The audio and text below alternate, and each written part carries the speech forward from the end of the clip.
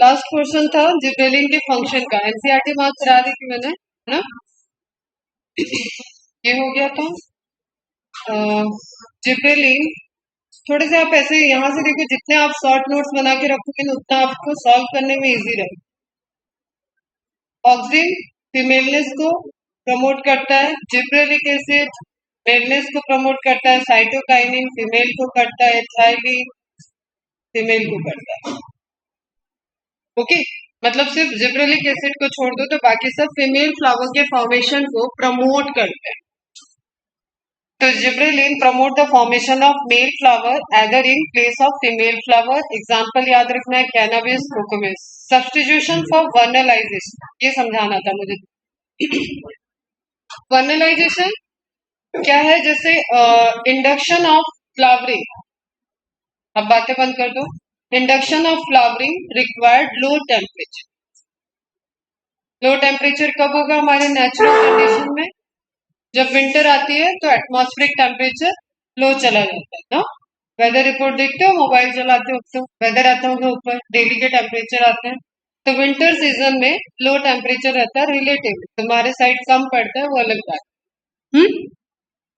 तो वो low temperature nature में चाहिए आपको इंडक्शन ऑफ फ्लावरिंग के लिए। फ्लावर तभी बनेगा जब वो विंटर सीजन से गुजरेगा, वेजिटेटिव ग्रोथ उसकी विंटर सीजन में होगी। ओके बच्चा, फिर फ्लावर और मैचुरेशन, जैसे वीट, गेहूं लगता है तो गेहूं इस टाइम लगाया जाएगा और उसकी क्रॉप हार्वेस्ट कब होती है? फरवरी, मार्च, अप्रैल, लास्ट लास्ट में, कहीं कहीं मई में भी होती है। जैसे जिसने लगाया होता है उसके अकॉर्डिंग वो हार्वेस्टिंग करता है। तो वो बाई सीजनल है, बाई एनुअल, दो सीजन पे डिपेंडेंट है। तो वेजिटेटिव फेज में ही आपका जो शूट मेरिस्टेम है वो कन्वर्ट हो जाएगा, जिस पोर्शन पे फ्लावर जिस एक्सिस पे लगना है वहां पे वो कन्वर्ट हो जाएगा फ्लावरिंग मेरिस्टेम में। ठीक है बच्चों, इसी चैप्टर में आपको पढ़ना भी है वर्नलाइजेशन। तो फ्लावरिंग मेरिस्टेम में कन्वर्ट हो जाएगा तो वहां पे अब जो डिवीजन होगा मेरिस्टेम का, उस सेल से परमानेंट सेल जो बनेंगी वो डिफरेंट डिफरेंट फ्लावर के पार्ट्स बनाएंगी। क्लियर है? समझ में आया? तो इस इंडक्शन के लिए जो लो टेम्परेचर की नीड थी, अगर अब कमर्शियली हम उसको चाहते हैं कि बिना विंटर में आए, हम एक ही सीजन में दो सीजन का एटमॉस्फेयर देना चाहते, तो ह्यूमन ने क्या किया, उसको या तो कोल्ड स्टोरेज, बड़े बड़े फ्रीजर बना दिए गए और उसमें उसको इंडक्शन करा दें। वो सीड के लेवल पे ही इंडक्शन कराया गया, मतलब सीड को आप रख दोगे तो उसमें इंडक्शन हो जाएगा और वो जैसे वेजिटेटिव ग्रोथ के टाइम क्रॉस करेगा तो वो फ्लावर टाइम में वो ऑलरेडी इंड्यूस रहेगा। ओके, तो एक ही सीजन में दो सीजन का काम हो जाएगा। एक तो वो तरीका होता है, दूसरा यहाँ पे जो आपको है वो जिब्रेलिक एसिड के स्प्रे से कराना है। तो substitution for vernalization. Vernalization is a natural phenomena which required induction of flowering in low temperature. Okay, clear है? तो विदाउट लो टेम्परेचर हम उसको इंडक्शन करा दे रहे हैं फ्लावर का with treatment of gibberellic acid. Clear है सबको? is the low temperature requirement of certain plants, that is biannual plant, to induce flowering. The low temperature requirement of biannual flowering can be replaced by gibberellin. Malt yield, it is related to beverage industry. ठीक है, alcohol production से। तो alcohol के types अलग अलग हो जाते हैं कि उसमें सबस्ट्रेट मतलब कौन सा सोर्स यूज किया गया था, बार्ली यूज किया गया, ग्रेप यूज किया गया, उसके अकॉर्डिंग वाइन वगैरह अलग अलग अल्कोहलिक प्रोडक्ट बने। तो माल्ट ऑब्वियसली कार्बोहाइड्रेट है, ठीक है। माल्ट कंसेंट्रेशन बढ़ेगा तो उस पर्टिकुलर एरिया के बार्ली की सेल ज्यादा होगी, उस किसान का बार्ली ज्यादा बिकेगा, इंडस्ट्री वाले उसको ले लेंगे। क्लियर है बच्चा? तो माल्ट की यील्ड बढ़ाने के लिए भी जिब्रेलिक एसिड से ट्रीटमेंट दिया जाता है। Increase of malt production when gibberellins are provided to germinating barley grain due to greater production of alpha amylase. Then delayed ripening. Gibberellic acid क्योंकि आपको ग्रोथ करा रहा था, फ्रूट के डेवलपमेंट में, इनलार्जमेंट में रोल प्ले कर रहा था, तो उस केस में वो क्या करेगा, राइपनिंग को डिले कराएगा। ठीक है, जैसे जैसे सपोज एक तो ट्री पे करा सकता है वो, दूसरा वो मार्केट में आ गया तो ट्रांसपोर्ट हो रहा है। जैसे रत्नागिरी में तुम्हें बहुत सारी सब्जियां ट्रांसपोर्ट होके ही आ रही है, तो यहाँ की सब्जी की एक अलग क्वालिटी दिखती है, और अगर हम अपने घर के साइड जाएं तो एक अलग हरी भरी सब्जियां मिलती है। ठीक है, क्यों? ट्रांसपोर्टेशन का इश्यू है। Transportation it will take time. फिर कब किसी किसान के खेत से वो टूटा होगा, कितना स्टोर हुआ होगा, कितना ट्रांसपोर्ट हो रहा है, 3 दिन पुरानी है, 1 हफ्ते पुरानी है, तो उसमें नेचुरली थोड़ा डिग्रेडेशन होता है। ठीक है, तो यहाँ पे एग्जाम्पल दिया है कि स्टोरेज ऑफ फ्रूट्स। ठीक है, राइपनिंग के बाद या हाफ राइपनिंग स्टेज में उसको तोड़ लिया गया है, तो अगर उसको जिब्रेलिक एसिड से ट्रीटमेंट दिया होगा तो वो सड़ने का टाइम उसका कम हो जाएगा। आप ट्रांसपोर्ट करो उसको, एक कोने से दूसरे कोने ट्रांसपोर्टेशन में चलो, वो ट्रीटेड है। Is it clear? तो सिट्रस का यहाँ पे एग्जाम्पल दिया है। Ripening of citrus fruit can be delayed with the help of gibberellin. It is useful in safe and prolong storage of fruit. Okay, storage की बात करेंगे तो मतलब प्लांट से, ट्री से तोड़ने के बाद। Clear? Seed germination. Gibberellin antagonistic effect करता है एब्सिसिक एसिड के। तो एब्सिसिक एसिड क्या है? सीड डॉर्मेंसी को इंड्यूस करता है। तो जिब्रेलिन क्या हो गया? सीड डॉर्मेंसी को ब्रेक कर। क्लियर है? Breaking of seed dormancy by the gibberellic acid treatment. Nature भी यही कर रही है, और कोई अगर ट्रीट करके कर रहा है, अब उसको इंड्यूस कराना है, तो वो वर्नलाइजेशन और सीड डॉर्मेंसी ये सब ब्रेक करा लेगा जिब्रेलिक एसिड के ट्रीटमेंट्स, और अपना बढ़िया क्रॉप को लगाने के लिए सीड को यूज कर लेगा फील्ड में। जिब्रेलिन इंड्यूस जर्मिनेशन ऑफ, अब यहाँ एक टर्म आया बेटा, फोटोब्लास्टिक सीड, और आगे लगा है पॉजिटिव। ठीक है, अब आपको पता है लाइट का जो रिक्वायरमेंट है, एक तो देखो, एक क्वेश्चन तुम्हें मिलेगा सब्जेक्टिव में कहीं, जब तुम दोगे एग्जाम वगैरह, तो तुम्हें एक क्वेश्चन मिलेगा कि एम्ब्रियोनिक स्टेज में फोटोसिंथेसिस कौन सा पार्ट करता है। ओके, अब तुम सोचने बैठ जाओगे कि एम्ब्रियो में तो लीफ नहीं थी, फोटोसिंथेसिस की बात हो रही है। Now come to P. P के सीड को देखो, वो कैसा है? ग्रीन कलर का है ना? वो कितना भी क्लोरोफिल डिग्रेड होगा उसके सीड के अंदर, जब वो आपको सूखा मटर दिखता है, लेकिन वहां क्लोरोफिल का इनएक्टिव फॉर्म प्रेजेंट है। और जब एम्ब्रियो आपका डेवलपमेंट स्टार्ट करेगा, तो एम्ब्रियो के कॉटिलेडॉन, जो एम्ब्रियोनल लीफ बोलते हैं, वो फोटोसिंथेसिस स्टार्ट कर देते हैं। ठीक है, तो आपको ये ध्यान रखना है कि उस टाइम तो लाइट की नीड पड़ेगी। फोटोसिंथेसिस मतलब लाइट की नीड। ये क्या है? सीड के जर्मिनेशन की बात हो रही है, तो आप फोटोसिंथेसिस मतलब स्टेम, लीफ यहां तक जाते हैं। ठीक, तो ऐसे से तो अब ये यूनिवर्सल प्रोसेस नहीं हो सकता है। There is a selective seed जिनको लाइट चाहिए for the induction, for the growth, seed germination, वो लाइट डिपेंडेंट है, तो उनको क्या बोल देंगे? Positive photoblastic seed. Term note कर लेना।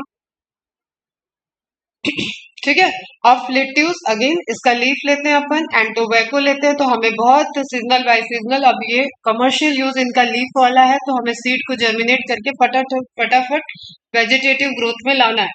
वेजिटेटिव ग्रोथ में आ जाएगा प्लांट, तो हमें उसके लीफ मिलने लगेंगे।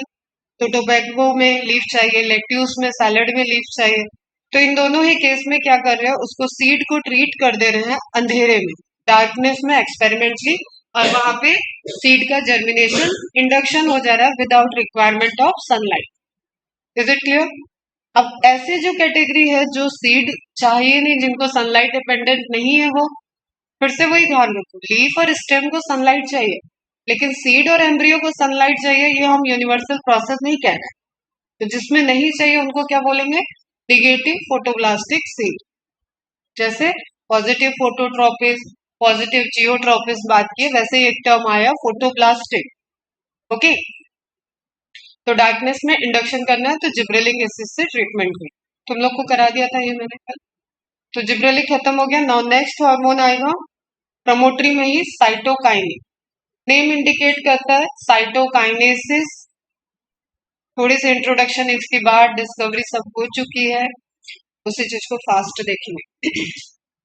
साइटोकाइनेस are plant growth hormone which are basic in nature. फटाफट आंसर दो। ऑक्सीजन का नेचर क्या है? एसिडिक। वीक या स्ट्रॉन्ग? वीक। जिब्रेलिक एसिड का नेचर क्या है? Weak acid. ठीक है, अब साइटोकाइन आपको क्या मिल गया? बेस। जैसे जैसे आ रहा है इंफॉर्मेशन रिलेटिव भी आपके दिमाग में रहना चाहिए। ये किसका डेरिवेटिव है?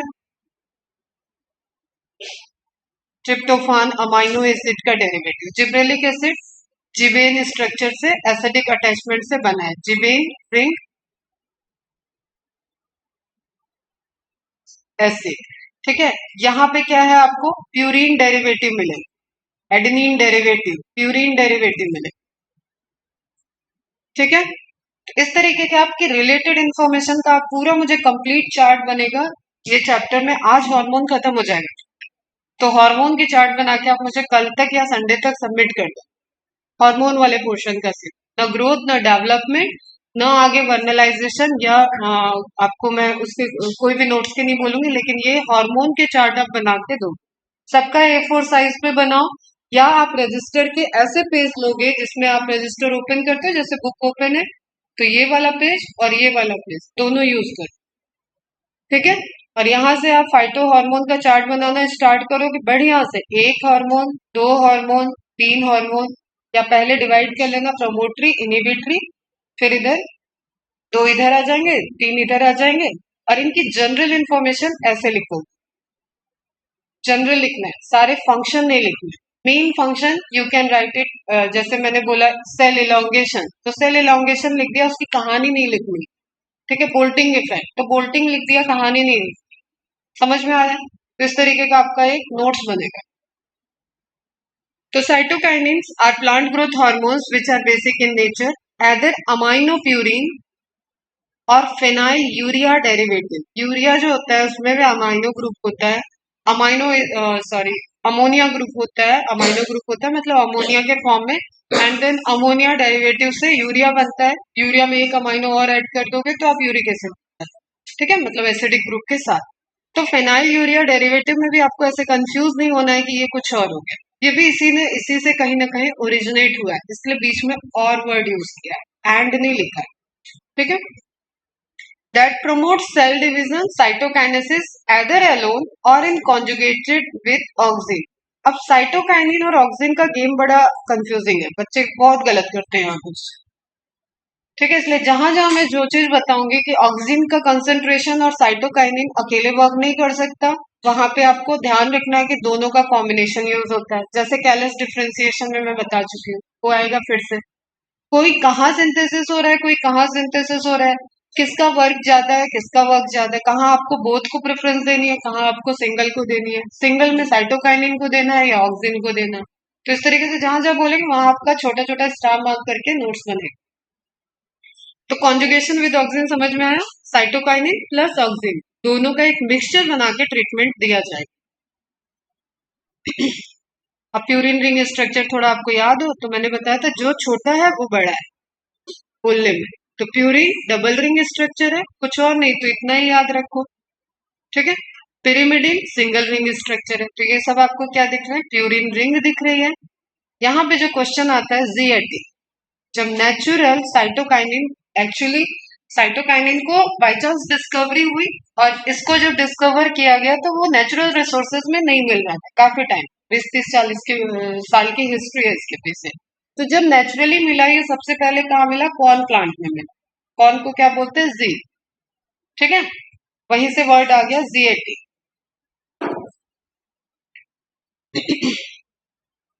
तो डिस्कवरी मिलर इसको, ये आपके ऑलरेडी मेंशन है, एनसीईआरटी में आप देख भी चुके हो। During callus tissue culture of Nicotiana tobacco, ये ध्यान रखना है आपको, जेनेटिक्स में भी यूज होगा, इसलिए आपको टोबैको का साइंटिफिक नेम याद होना चाहिए। निकोटियाना टोबैको स्पीसीज क्या है इस पे बेटा, वॉइस में से बताओगे जो सब सो रहे हैं ध्यान से। निकोटियाना टोबैकम में which one is species, which one is, एक मिनट, ए और बी में से बताओ which one is genus, which one is species, पहले स्पीसीज में वॉइस। हम्म, टोबैकम, ठीक है, दिस इज स्पीसीज, और ए क्या है, जीनस। सबको पता नहीं बात, लेबल ये है साइंटिफिक नेम। साइंटिफिक नेम में फर्स्ट वर्ड क्या होता है, जीनस, जेनेरा को रिप्रेजेंट करता है, and second one is species. तो निकोटियाना टोबैकम क्योंकि डिस्कवरी में आपको डीएनए की डिस्कवरी, आरएनए की डिस्कवरी में भी ये सब आएगा, तो आपको इसका साइंटिफिक नेम याद रख लीजिए। It was synthetic product from by found by autoclaving. Autoclaving एक टेक्निक होती है, ऑटोक्लेव एक मशीन होती है। कुछ नहीं, आप सिंपल इसको छोटे बच्चों की तरह समझ लो, कुकर है, ठीक है। ये टेम्परेचर देगा, ये प्रेशर देगा, और उस प्रेशर और टेम्परेचर में वहां पे कुछ रिएक्शंस होते हैं, जिस रिएक्शन के थ्रू या तो कोई डेरिवेटिव बन जाएगा, उस डेरिवेटिव बनने से ये डिस्कवर हो गया। लेकिन ये टेक्निक की क्यों जाती है? ये टेक्निक की जाती है स्टरलाइजेशन की, ठीक है। जब मैं माइक्रोबायोलॉजिस्ट थी तो ऑटोक्लेव यूज करने के लिए हम लोग बड़े बड़े ग्लव्स पहन के तब उसको यूज करते थे, और उसमें सारे फ्लास्क वगैरह आपका जिस कल्चर में आप बनाने जा रहे हो उन सबका स्टरलाइजेशन होता है। वाई? क्योंकि आप जो एक्सपेरिमेंट करने जा रहे हो उसमें सिर्फ जो आप माइक्रोब यूज कर रहे हो वही माइक्रोब का रिजल्ट आना चाहिए, तो बाकी सारे माइक्रोब ऑटोक्लेव करने पे खत्म हो जाते हैं, उसका टेम्परेचर और टाइम डिसाइडेड है। कभी कभी हम लोग को पूरा ओवरनाइट ऑटोक्लेव स्टार्ट करके जाना होता है, तो पूरी रात भर वो ऑटोक्लेव करता है, स्टरलाइजेशन करेगा, अगले दिन आप आओ उसमें से निकालो और अपना प्रैक्टिकल। समझ में आया आपको? तो this is based on temperature and pressure. Crystallisation के लिए यूज किया जा रहा था, उसी में दिखा कि वहां पे एक डेरिवेटिव बना, सिंथेटिक प्रोडक्ट बन गया, formed by autoclaving of herring sperm. ये याद रखना, हेरिंग एनसीईआरटी में भी दिया हुआ है, ये फिश का नाम। Herring is a fish, fish का मेल गैमेट स्पर्म, डीएनए, ठीक है। स्पर्म है तो उसमें डीएनए होगा, उसी के डेरिवेटिव से बना। This synthetic product was identified as, ये पूछा जाता है, 6 furfuryl amino purine and named as kinetic. अभी देखो ये नेचुरल की बात नहीं हो रही, ये जस्ट उस रिएक्शन की वजह से बन गया।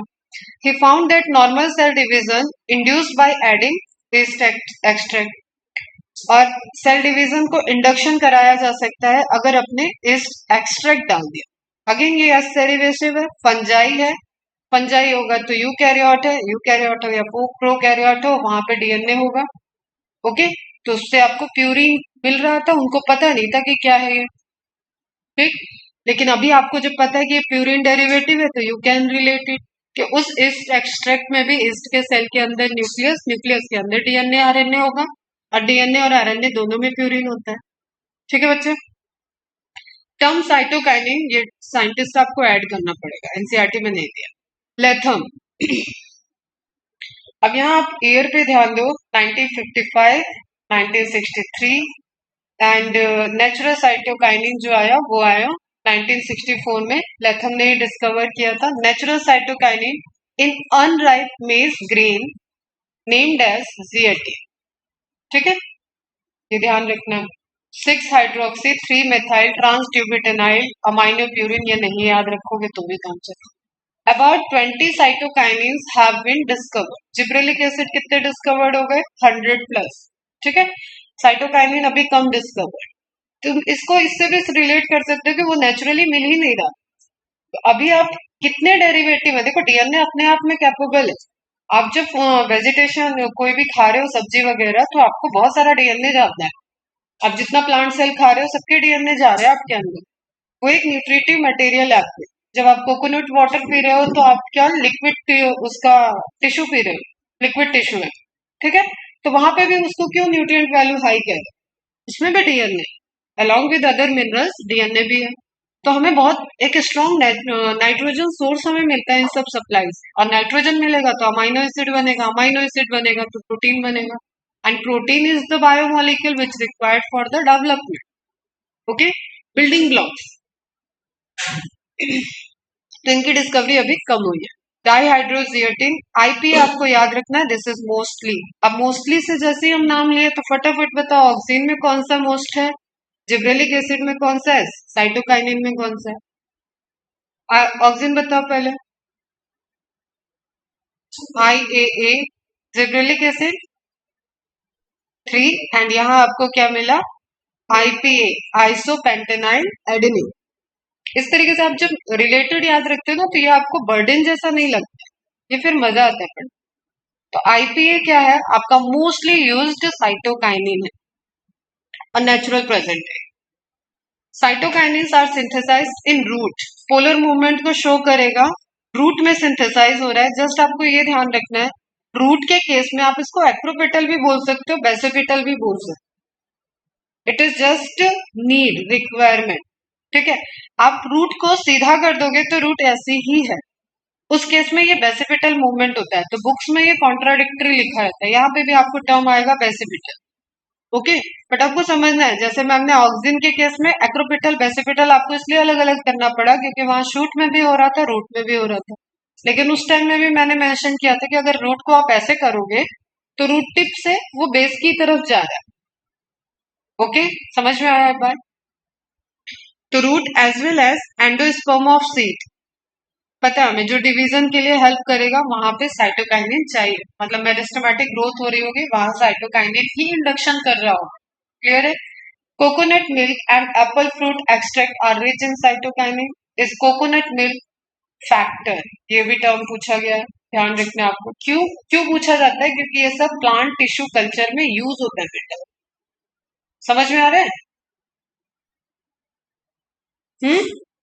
इसलिए ये सब क्वेश्चन बन।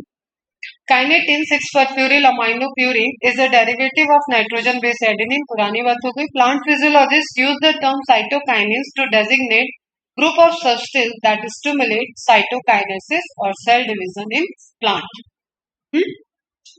Cytokinin are produce in actively growing tissues. ये ध्यान रखो, जहां पे डिवीजन हो रहा है वहां साइटोकाइनिन होना चाहिए। Embryo, developing fruit, root, embryo कहाँ है? सीड के अंदर। तो सीड लिखा है तो भी आप उसको गलत नहीं करो। समझ में आया? जो ग्रो करेगा, जिसकी साइज बढ़ रही है, जिसने नंबर ऑफ सेल बढ़ाया है, वहां सेल डिवीजन होगा। सेल डिवीजन होगा तो साइटोकाइनिन वर्क कर रहा हो। काइनेटिन ये हो गया, विच बियर्स परफायरल ग्रुप ऑफ 9। एक बार पूछा गया बेटा, ये जैसा आप एडनिन वाले इंफॉर्मेशन से रिलेट करके ध्यान रख सकते हो। परफ्यूरिल ग्रुप है क्योंकि आप इसके फुल फॉर्म में ही बोल रहे हो ना। 6-परफ्यूरिल अमाइनो प्यूरिन, तो आपको ऐड क्या करने पड़ेगा? परफ्यूरिल ऐड करना पड़ेगा।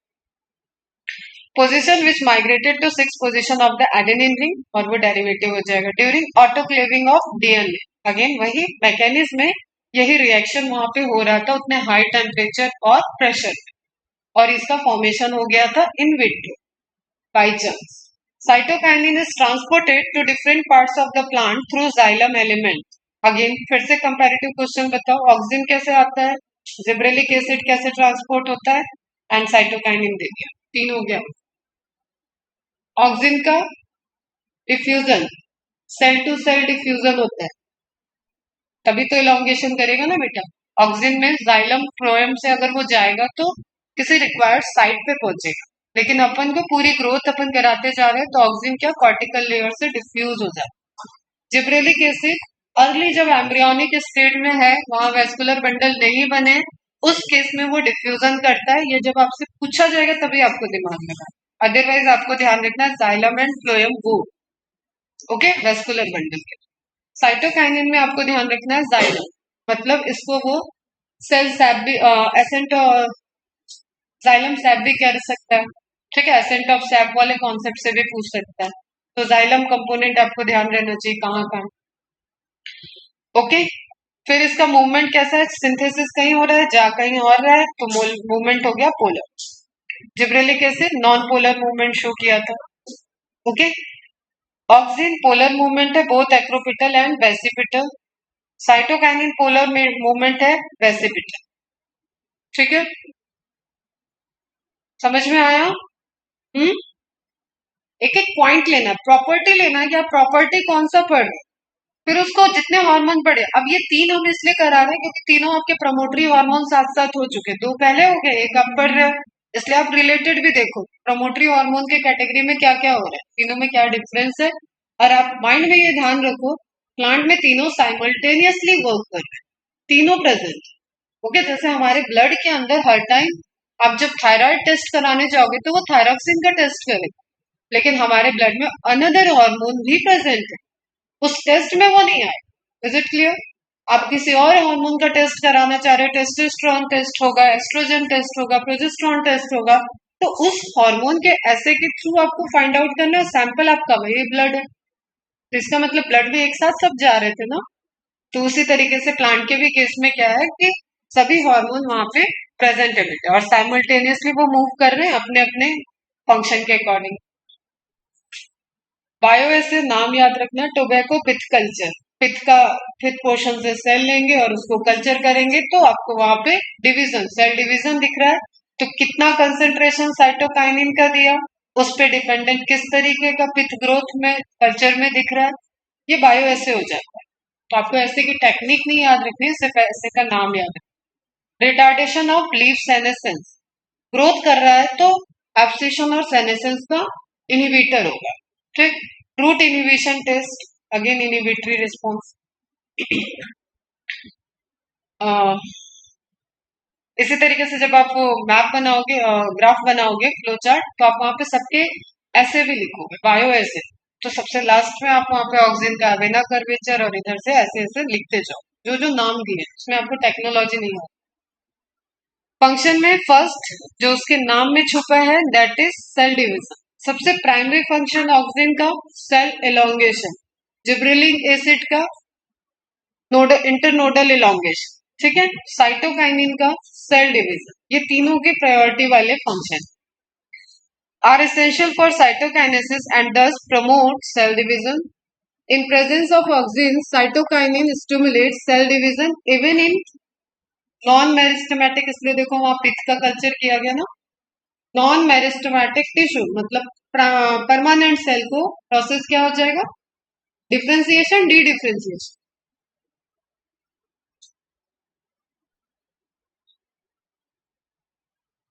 कौन सी प्रोसेस से होगा ये, क्या कर रहा है ये हार्मोन, कौन सी प्रोसेस कर रहा है इन दोनों में? तो ही दे रहे हैं हम, री डिफरेंशिएशन तो पूछ ही नहीं रहे। चलो बताओ, डी डिफरेंशिएशन ना, क्योंकि परमानेंट को उसने नॉन मेरिस्टेमेटिक टिश्यू कह दे, इसका मतलब वो परमानेंट है बेटा। दो ही टाइप की तो टिश्यू है, या तो मेरिस्टेमेटिक है या तो परमानेंट है। नॉन मेरिस्टेमेटिक लिखा है इसका मतलब वो परमानेंट है। तो एग्जामिनर टर्मिनोलॉजी से खेलता है भाई। तो नॉन मेरिस्टेमेटिक टिश्यू को उसने डिवीजन की कैपेसिटी दे दी, स्टिमुलेट किया। In tissue culture cell division of callus amorphous group of cell, parenchyma cell बोलते हैं अपन, okay, is enhanced when both, ध्यान रखना, both auxin and cytokinin are present, A plus C required, okay. Concentration very करता है, जब आपको shoot system बनाना होता है तो आप साइटोकाइनिन का कंसंट्रेशन हाई करते हो, जब रूट सिस्टम बनाना होता है तो ऑक्सीजन का कंसंट्रेशन हाई कर दो, लेकिन दोनों का कॉम्बिनेशन चल, but no response occur with oxygen और साइटोकाइनिन अलोन। तो इस केस में कैलस डेवलपमेंट में अगर आपको ऑप्शन पूछ रहा है तो आप जाओगे ऑक्सीजन और cytokinin both required for the development और stimulation of shoot and root system. और दोनों का शूट सिस्टम में रोल है, दोनों का रूट सिस्टम में रोल है, लेकिन हायर कंसेंट्रेशन लोअर कंसेंट्रेशन वाला फिनोमिना। समझ में आ रहा है ना? देखो बेटा, कोई भी चीज, आपको चाय आप घर में बना रहे, किसी को मीठी पीनी है, किसी को फीकी पीनी है, कोई बिना शुगर का ले रहे, लेकिन चाय बनाते वक्त आप उसको वेरी कर सकते हो। चीनी पकने के बाद आपने पहले निकाल दी, वो शुगर फ्री हो गई। जिसको कम पीनी है, कम चीनी में थोड़ा 1 मिनट चला दिया चाय को, वो कम चीनी वाला हो गया। कोई ऊपर से ऐड करके अगर खुश है, थोड़ी ठंडी भी पीता है, क्योंकि जब तक आप मिलाओगे थोड़ा सा ठंडी हो जाती है चाय, तो कई लोगों को पसंद नहीं होता, ठीक है। जैसे मेरी एक दीदी के ससुर जी है, वो बोलते थे कि विनीता चाय बहुत गर्म बनाती है। मैं सोचा ये क्या ऑप्शन है भाई, चाय बहुत गर्म बनाती है क्या होता है, तो वो ठंडी चाय पीते थे। अब विनीता दीदी जब तक सर्व करती थी, मेरी फ्रेंड की दीदी थी, तो वो बताई जब हम लोग को फर्स्ट टाइम, तो हम लोग बहुत हंसे इस बात में। मैंने कहा कैसे कैसा प्रॉब्लम है, चाय बहुत गर्म बनाती है। तो वो क्या बोली कि इसका सॉल्यूशन ये है कि उनकी चाय छान के रख दो, बाकी सबको दे आओ, फिर जाओ ससुर जी को चाय दे दो, तो वो चाय ठंडी बनाती है उन्हें। तो लॉजिक देखो लोगों का अलग अलग। तो उसी तरीके से हम बोल रहे हैं आपको कि चाहिए आपको सब, मेथड आपका सारा होगा, कंसंट्रेशन अलग अलग, किसी को गर्म चाहिए, किसी को मीठी चाहिए, किसी को फीकी चाहिए, ओके बच्चा। तो ये डिपेंड करता है कि आप कौन सा टिश्यू लिए हो, क्या ग्रोथ करा रहे हो, किस स्टेज में है आपका callus. Cell enlargement, obviously cell enlargement कराएगा। साइटोकाइनेसिस होने के लिए, सेल डिवीजन के लिए सेल अपना साइज बढ़ाता है, तो ऑक्सीजन और साइटोकाइनिन फिर से बोथ है, ज्यादा कौन चाहिए आपको यहाँ पे? ऑक्सिन चाहिए। एक्सपेंसिव प्रोटीन वाला फिनोमिना है। अंडर सम कंडीशन, इसलिए लिखा है सम कंडीशन। ऑल कंडीशन में ऑक्सिन वर्क कर रहा है, तो प्रायोरिटी आपको अगर पूछ रहा है सेल इनलार्जमेंट के लिए तो ऑक्सिन प्रायोरिटी पे आ जाए। Cytokinin enhance the expansion of leaf cell. अब यहाँ एक बड़ा अच्छा experiment in leaf disc and cotyledon. दोनों चीजें आपको समझ में आ रही है? लीफ समझ में आ रहा है, डिस्क मतलब लीफ से आपने कट करके ले लिया। देखो इमेज देखो, दिस इज लीफ डिस्क, ठीक है।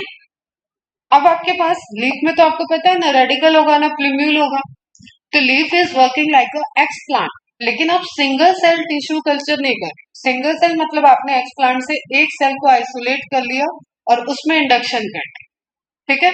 आप पूरे के पूरे भी जैसे इस लीफ के टुकड़े निकाले गए तो बढ़िया लीफ को क्लीन किया गया, स्टेराइल किया जाएगा, कुछ उसमें एक्स्ट्रा मटेरियल ना हो। देखो एक्सपेरिमेंट करने वाले ने बढ़िया ग्लव्स पहन रखा है, माइक्रोव ये कटिंग करने के लिए वो कटर की तरह यूज कर रहा है ताकि सभी इक्वल साइज में कट हो। उसने अपनी अपनी मार्किंग की होगी, जो उसको ये रिमूव करना है उसने वो रिमूव कर लिया ताकि क्यूटिकल की लेयर थोड़ी सी हट जाए, क्योंकि वो चाहता है कि आप लिविंग सेल तक कुछ डायरेक्ट पहुंचे और उससे कुछ इंडक्शन हो, तो कवरिंग हटानी पड़ी। एंड आपको पता है क्यूटिकल की कवरिंग होती है अपर सरफेस लोअर सरफेस दोनों पे, ठीक है। तो इसने कट कर लिया। अब ये कट किया, इसको इसने हार्मोनल ट्रीटमेंट दिया, साइटोकाइनिन कंसंट्रेशन में हाई है उसके बाद इसको ग्रोथ करने के लिए मिनरल्स वगैरह दे दिया, उसमें इसको इंक्यूबेट कर रहे हैं। Incubation is always the result आने के पहले का टाइम, ठीक है, दैट इज इंक्यूबेशन। तो इंक्यूबेट किया तो इसमें अफेक्ट दिखेगा एक दिन दो दिन अलग अलग टाइम पे। तो देखा इसने क्या, अब ये आप इसको ट्रीट करो मेन एक्सिस जैसे, it is still, it is branch, बस सोचना है नहीं वो लीफ है, ठीक है। तो लीफ की मिड वेन आपको स्टेम जैसे दिख रही है और ये ब्रांच वाली जगह आपको नोड जैसे दिख रही है। तो इन सभी जगह पे क्या होता है, देखो यहाँ पे छोटे छोटे रूट इंडक्शन हो गए, दिख रहा है आपको? हम्म, इसमें रेडिकल नहीं था, इसमें प्लूम्यूल नहीं था, नहीं ये कैलस है, ये लीफ के टुकड़े हैं। तो लीफ डिस्क पे उन्होंने प्लांट बना दिया, रूट सिस्टम ले आए, शूट सिस्टम आ गए, एक लीफ से इतने इतने प्लांट प्रोड्यूस हो गए। और ये सब टेक्नोलॉजी है बायोटेक, इससे इंडेंजर्ड स्पीसीज को बचाने की कोशिश की जा रही है।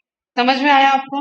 हम्म, एक बार ये अगर इंडक्शन हो गया, और ये हर स्पीसीज में ये सब चीजें ऐसी नहीं है आसान की बोले हमने लीफ कट किया और प्लांट बन जाएगा, जादू नहीं होता है, ठीक है।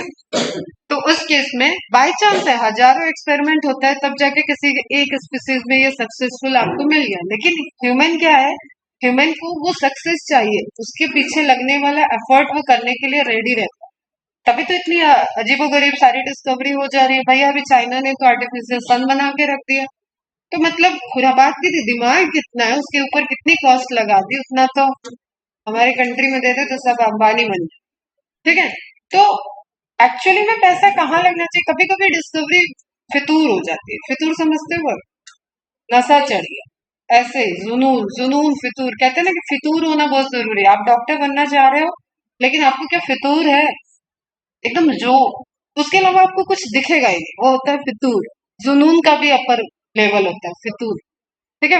उर्दू वर्ड है, कोई कोई उर्दू वर्ड बहुत अच्छे होते हैं। तो हम यहाँ पे आपको बता ये रहे थे कि उस एक लीफ से इतने सारे, अगर जस्ट सपोज यहाँ पे 10 भी प्लांट बन गए या 2 भी प्लांट बन गए, एक भी बना, तो ये एक्सपेरिमेंट क्या हो गया, सक्सेसफुल हो गया। आपने लीफ से प्लांट बना दिया। अब लीफ की तो कमी नहीं है ऑब्वियसली, अगर एक भी पेड़ बचा है तो उस पर आपको बढ़िया लीफ के सोर्स मिल जाएंगे, आप इसके एक्सपेरिमेंट करते रहो। खैर, तो ये आपको एक्सपेरिमेंट अच्छा है, इसको थोड़ा समझना। Under some condition cytokinin enhance the expansion of leaf cells in leaf disc and cotyledons. These cells consider to be mature. ये ऑलरेडी आप जब उसको तोड़ रहे हो तो उस समय आप क्या बोल रहे हो, ये मैच्योर लीफ है, मतलब सेल डिवीजन इनका कंप्लीट हो चुका है, ये स्पेशलाइजेशन अचीव कर लिया। जैसे जो सपोज कोई कार्डियोलॉजिस्ट बन गया है लेकिन फिर भी उसको कुछ और बढ़िया अच्छे कार्डियोलॉजिस्ट की टीम में जाना है, पूरे वर्ल्ड में जो कार्डियोलॉजिस्ट बेस्ट कार्डियोलॉजिस्ट है उनके अंडर तक पहुंचना चाह रहा है वो, तो वो 5-10 साल अपने प्रैक्टिस किया, अपने लेवल पे सारी चीजों को जान लिया, उसका सैचुरेशन आ गया, तो वो कांटेक्ट करने का ट्राई करेगा। ठीक है। मैं इंडिया का बहुत बड़ा कार्डियोलॉजिस्ट हूँ, मेरे को ये प्रॉब्लम आ रहा है, एक पेशेंट की हिस्ट्री है, can you suggest me, can you take me for 1 month training. तो उसने क्या किया, वो ऑलरेडी काफी अच्छा डिफ्रेंशिएट था अपने लेवल में, लेकिन उसकी जो आगे बढ़ने की चाह है उसने उसको एक लेवल और अपग्रेड कर दिया। तो वो जो लीड थी वो ऑलरेडी मैच्योर थी, लेकिन उस कंडीशन में जब उनसे डिस्क बनाया गया तो वो लिटिल बिट वहां पे फिर से सेल डिवीजन इंडक्शन हो गया, एक्सपेंशन होगा और नई पूरे सिस्टम आ गया। क्लियर है बच्चों? Play a vital role, vital role मतलब बहुत जरूरी है, बिना इसके मॉर्फोजेनेसिस नहीं हो सकती, डिफ्रेंसिएशन नहीं हो सकती। अब कुछ नहीं तो आपको यही ध्यान रहेगा कि सेल डिवीजन के बिना तो वैसे भी कुछ नहीं होने वाला, सभी जाइगोट से डेवलप हुए हैं, तो साइटोकाइनिन रिक्वायर्ड है। डिले इन सेनेसेंस, अब यहाँ पे फिर से आप देखो, auxin, gibberellic acid and cytokinin, तीनों का रोल क्या है, delay in senescence. Okay. Fruit के केस में ऑक्सिन क्या कर रहा है, अपने लोअर कंसंट्रेशन को मेंटेन करके जब फ्रूट राइपनिंग हो जाता है उस वक्त वो सेनेसेंस को प्रमोट करता है। दिस इज अनदर क्वेश्चन, लेकिन वो नॉर्मली क्या है, सेनेसेंस को इनहिबिट कर रहा है।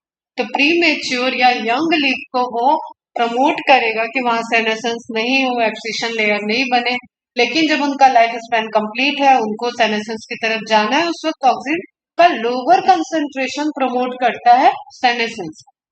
तो अपने आप में वो सही है, हायर कंसंट्रेशन प्रमोट नहीं करेगा। तो ऑक्सीजन लो हो गया, मतलब वो उसी तरीके से है कि कहीं पे बहुत सारी सिक्योरिटी लगी हुई है, उसके बाद आपने वहां से सिक्योरिटी हटा दी।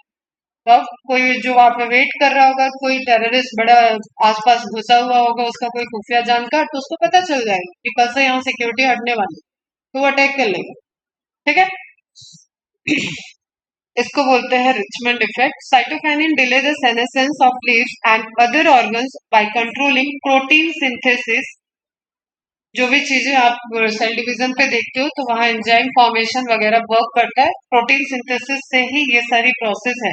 मतलब आप मॉलिक्यूलर बेसिस की बात करोगे तो एवरीवेयर इज सेंट्रल, वहां ट्रांसक्रिप्शन होगा, ट्रांसलेशन, एप्लीकेशन तो होगा ही होगा। डीएनए, मेन डीएनए अपने ऊपर कभी काम नहीं करने देते, अपनी कॉपी को हमेशा सेव रखें।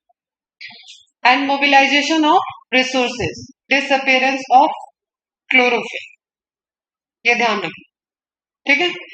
It is called Richmond Lang effect. जो डिसअपियरेंस ऑफ क्लोरोफिल होता है, जो धीरे धीरे आप देखते हो येलोइंग होती है लीफ, उसको बोलते हैं रिचमंड इफेक्ट। ये शायद पहले भी आ चुका है, या तो स्किप किया होगा, शायद स्किप किया तो। It was reported by Richmond and Lang scientist है while working on detach leaf of xanthium। Already जो डिटैच लीफ है उस पर वर्क करते वक्त इन्होंने इसको रिपोर्ट किया था।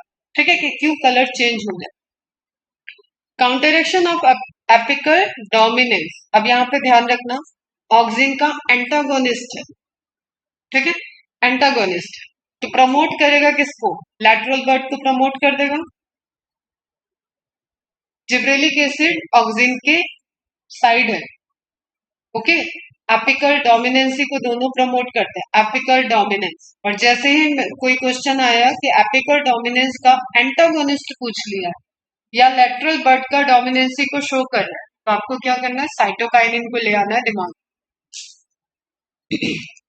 इसका मतलब यहाँ पे ये ऑक्सिन के अपोजिट वर्क करता है। क्लियर है?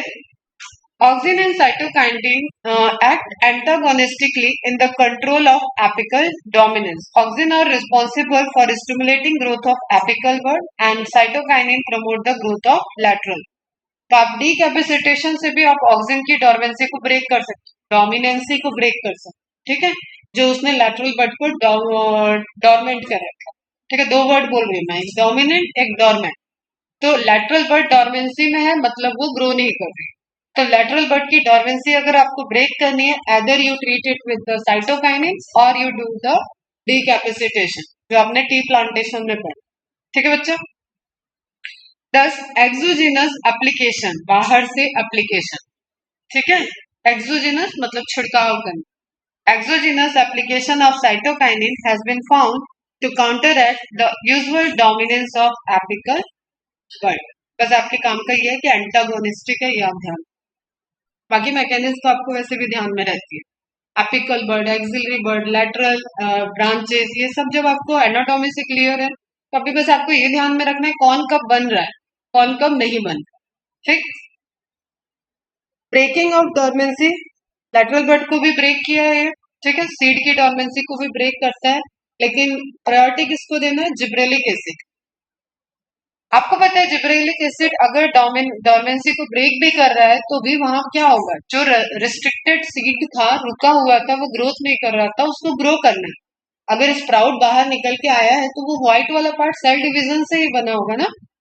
तो जिब्रेलिक एसिड मेटाबॉलिज्म को एक्टिव कर दिया, एंजाइमेटिक रिएक्शन को एक्टिव किया, उसके बाद साइटोकाइनिन ने सेल डिवीजन करा के वहां पे ग्रोथ कर दी। तो दोनों का क्या है, कॉम्बिनेटिव क्यूमुलेटिव परफॉर्मेंस है वहां। लेकिन आप ये बोलोगे कि एब्सिसिक एसिड के अगेंस्ट में सबसे पहले कौन वर्क करता है, तो जिब्रेलिक एसिड। देन साथ में कौन कर रहा है, साइटोकाइनिन। अगेन कॉन्सेप्ट वही कह रहा है, सेल डिवीजन होगा तभी सीड जर्मिनेट करेगा, सीडलिंग बनेगी, फिर प्लांट बनेगा, प्लांटलेट बनेगा, ठीक है। तो उसके लिए डिवीजन तो आएगा। तो breaking of dormancy, cytokinin break seed dormancy of various types and thus help in their germination. और अभी आपने पहले वाले हेडिंग में क्या देखा था, लैटरल बर्ड डोरमेंसी को भी ब्रेक करता है।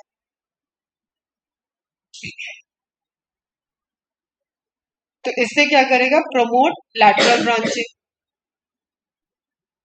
They also induce germination of positively photoblastic seed। किसके साथ, अगेन जिब्रेलिक एसिड भी यही काम कर रहा था और साइटोकाइनिन भी यही काम कर रहा है। फिर से एग्जांपल आपका वही है, लेट्यूस और टोबैको। तो दोनों ऑप्शन में है, बोथ है ऑप्शन में, then it is more suitable. दोनों नहीं है, एथाइलिन दिया हुआ है, एब्सिसिक एसिड दिया, ऑक्सिन दिया है एंड जिब्रेलिक एसिड दिया है, तो जिब्रेलिक एसिड बच जाएगा। साइटोकाइनिन दिया है तो साइटोकाइनिन बच जाएगा। Cytokinin, auxin, gibberellic acid, both cytokinin and gibberellic acid, then most suitable answer is both. Clear है? थोड़ा थोड़ा पेन पेंसिल चलाया करो ये सब चीज। हम बोल रहे थे तुम्हें एकदम हमेशा के लिए याद थोड़ी ना हो जाएगा, लेकिन लिख लोगे अभी यही छोटा सा शॉर्ट नोट्स कि जिब्रेलिक एसिड और साइटोकाइनिन दोनों इसमें रोल प्ले कर। This is more suitable answer. Okay. Accumulation and translocation of solute. अब इसके पीछे क्या आएगा, ट्रांसपोर्टेशन वाला फिनोमिना आएगा आपका, source to seed, root to tip. वो जो आपने देखा जाइलम में मूवमेंट हो रहा है और फ्लोएम से ट्रांसलोकेशन हो रहा है, उसी की बात कर रहा है। और जो ट्रांसलोकेशन बोल रहा है, तो मैंने बोला था कि आप फ्लोएम वाला कॉन्सेप्ट ध्यान में रखो। फूड के लिए ट्रांसलोकेशन वर्ड यूज करती है higher books, okay, and water mineral के लिए ट्रांसपोर्टेशन वर्ड यूज करता है। तो ट्रांसलोकेशन ऑफ सॉल्यूट्स समझना है इसको, जो भी सुक्रोज के फॉर्म में ट्रांसलोकेट हो रहा है वो सेल के अंदर जाएगा, डिपॉजिट हो जाएगा, जितना यूज करना होगा। अभी हमने सेलुलर रेस्पिरेशन बढ़ाते वक्त बताया था कि सुक्रोज को कन्वर्ट किया जाएगा ग्लूकोज और फ्रुक्टोज में, हाइड्रोलिसिस किया जाएगा, ब्रेक डाउन किया जाएगा। तो ग्लाइकोलिसिस में या तो फ्रक्टोज एंटर कर सकता है या तो ग्लूकोज एंटर कर सकता है, दोनों के स्टेप है। तो आपको ये ध्यान रखना है कि या तो वो यूज हो जाएगा तो ऑब्वियसली वो ग्लूकोज में कन्वर्ट हो जाएगा, स्टोर होगा तो आप बहुत पहले से जानते हो स्टार्च के फॉर्म में वो स्टोर हो जाएगा। कहाँ जाएगा, या तो कुछ ग्रेन्यूल्स हैं, फूड ग्रेन्यूल्स हैं जो साइटोप्लाज्म में प्रेजेंट है, और मिनरल सॉल्यूट कहाँ पे स्टोर है, सेंट्रल वैक्यूल के अंदर है, तो वहां ट्रेवल कर जाएगा। तो या तो एक्युमुलेशन या तो ट्रांसलोकेशन, दोनों को प्रमोट कर रहा है। Cytokinin induce accumulation of salt inside the cell. They also help solute translocation in phloem. Okay बच्चा, आपने वो भी देखा था कि जाइलम का कुछ कंपोनेंट फ्लोएम में आ जाता है, फ्लोएम का कुछ कंपोनेंट जाइलम में चला जाता है। वाटर का मूवमेंट जब भी हो रहा है तो वाटर अगर इस साइड लो कंसेंट्रेशन है, सॉल्यूट कंसेंट्रेशन इधर हाई है, तो हाइपरटोनिक रहेगा, तो जाइलम से चांसेस रहते हैं कि वो फ्लोएम में मूव कराए। अब वाटर आएगा तो सर्टेन अमाउंट ऑफ मिनरल भी आएंगे, तो वो आपको फ्लोएम में मिलेगा, उसको भी ट्रांसलोकेट कराने में हेल्प कर रहा है साइटोकाइनिन।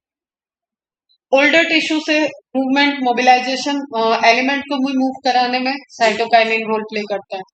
सेक्स एक्सप्लोरेशन मैंने पहले ही बताया, जिब्रेलिक एसिड को छोड़ के बाकी दोनों प्रमोटरी हार्मोन आपके कहाँ वर्क कर रहे हैं, फीमेल फ्लावर। और जिब्रेलिक एसिड मेल फ्लावर। कब होगा ये induction?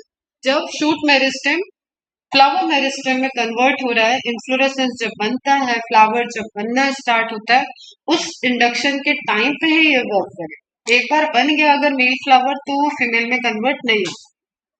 Enzyme activity obviously cytokinesis है, सेल डिवीजन है, तो जिब्रेलिक एसिड और साइटोकाइनिन दोनों एंजाइम एक्टिविटी में भी रोल प्ले करते। Stimulate the activity of enzyme specially those concern with photosynthesis. क्यों?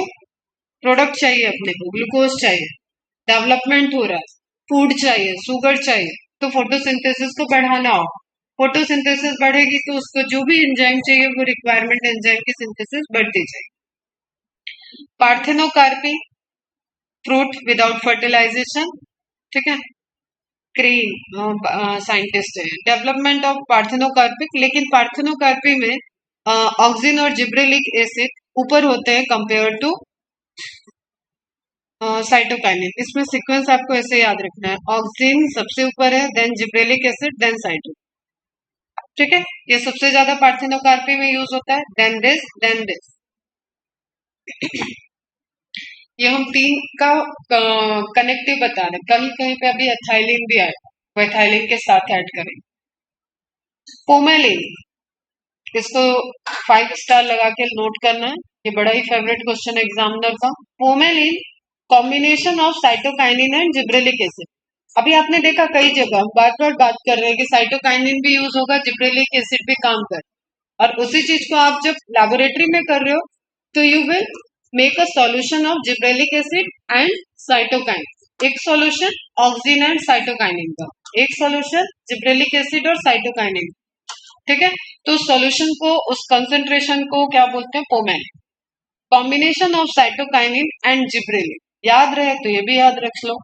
6 benzyl adenine and GA4 GA7, GA3 नहीं होता है, बस हम तो इतना ही याद रखें, क्योंकि जितने ऑप्शन देखोगे तुम उसमें हमेशा GA3 आएगा। तो GA4 और GA7 called pomelin is particularly effective in increasing apple size, ठीक है। जिब्रेलिक एसिड के केस में हमने पढ़ाया था कि जो इवन एनसीईआरटी में मेंशन है कि एप्पल के रिक्वायर्ड शेप एंड साइज तक डेवलपमेंट के लिए वो हेल्प कर, वर्क कर। तो पोमेलिन क्या हो गया? जिब्रेलिक एसिड के साथ साइटोकाइनिन का कॉम्बिनेशन है जो डेवलपमेंट एप्पल इंडस्ट्री, एप्पल के कल्टीवेशन वगैरह में यूज होता है, स्प्रे किया जाएगा। Initiation of interfascicular cambium, again non meristematic tissue, वही वाली चीज, उसका टर्म दे दिया है इंटरफेसिकुलर कैम्बियम। तो जब आपकी वेस्कुलर कैम्बियम रिंग बन रही है तो इनिशिएशन, जो इंटरफेसिकुलर फॉर्मेशन आपने देखा है कैम्बियम का बनना, मेडलरी रेस के सेलेक्टिव सेल का, जो इंट्राफेसिकुलर के सामने पड़ेंगी वही सेल, ताकि एक रिंग स्ट्रक्चर कंप्लीट हो, वो भी किसके इंडक्शन से हो रहा है? Cytokinin. Induce the formation of interfascicular cambium in plant, pinus radiata, gymnosperm.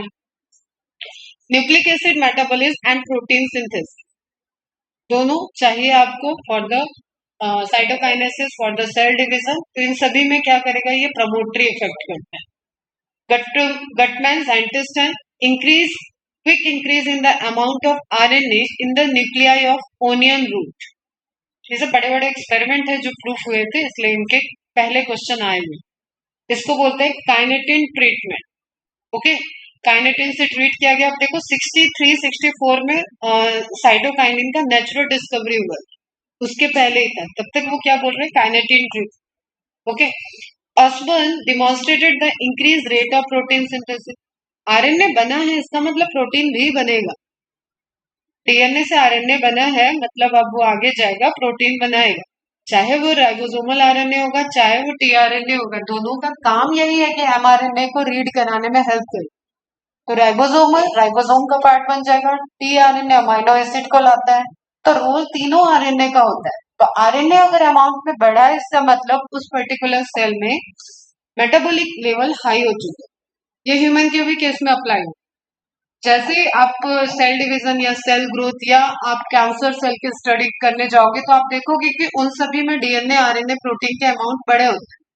DNA क्योंकि स्टेबल है, वो अपने को स्टेबल कर लेगा। आरएनए डिस्ट्रीब्यूटेड मिलेगा आपको, राइबोसोम में मिलेगा, टीआरएनए में मिलेगा, एमआरएनए आपको मूव करते हुए साइटोप्लाज्म में मिलेंगे। ठीक है, क्यों? ये इंडिकेट कर रहे हैं कि सेल की मेटाबॉलिज्म हाई हो चुकी। ठीक है, तो जो भी ड्रग मैक्सिमम टारगेट करने के लिए बनाई जाती है ना, उसके टारगेट के उसके मोड ऑफ एक्शन की जगह या तो वो डीएनए को रेप्लिकेशन में रोक ले, जो कि बहुत रेयर होता है। ठीक, न्यूक्लिक एसिड न्यूक्लियाई के अंदर है, प्लाज्मा मेम्ब्रेन दो मतलब मेम्ब्रेन सिस्टम क्रॉस करना पड़ेगा, देन वहां ड्रग वर्क करे।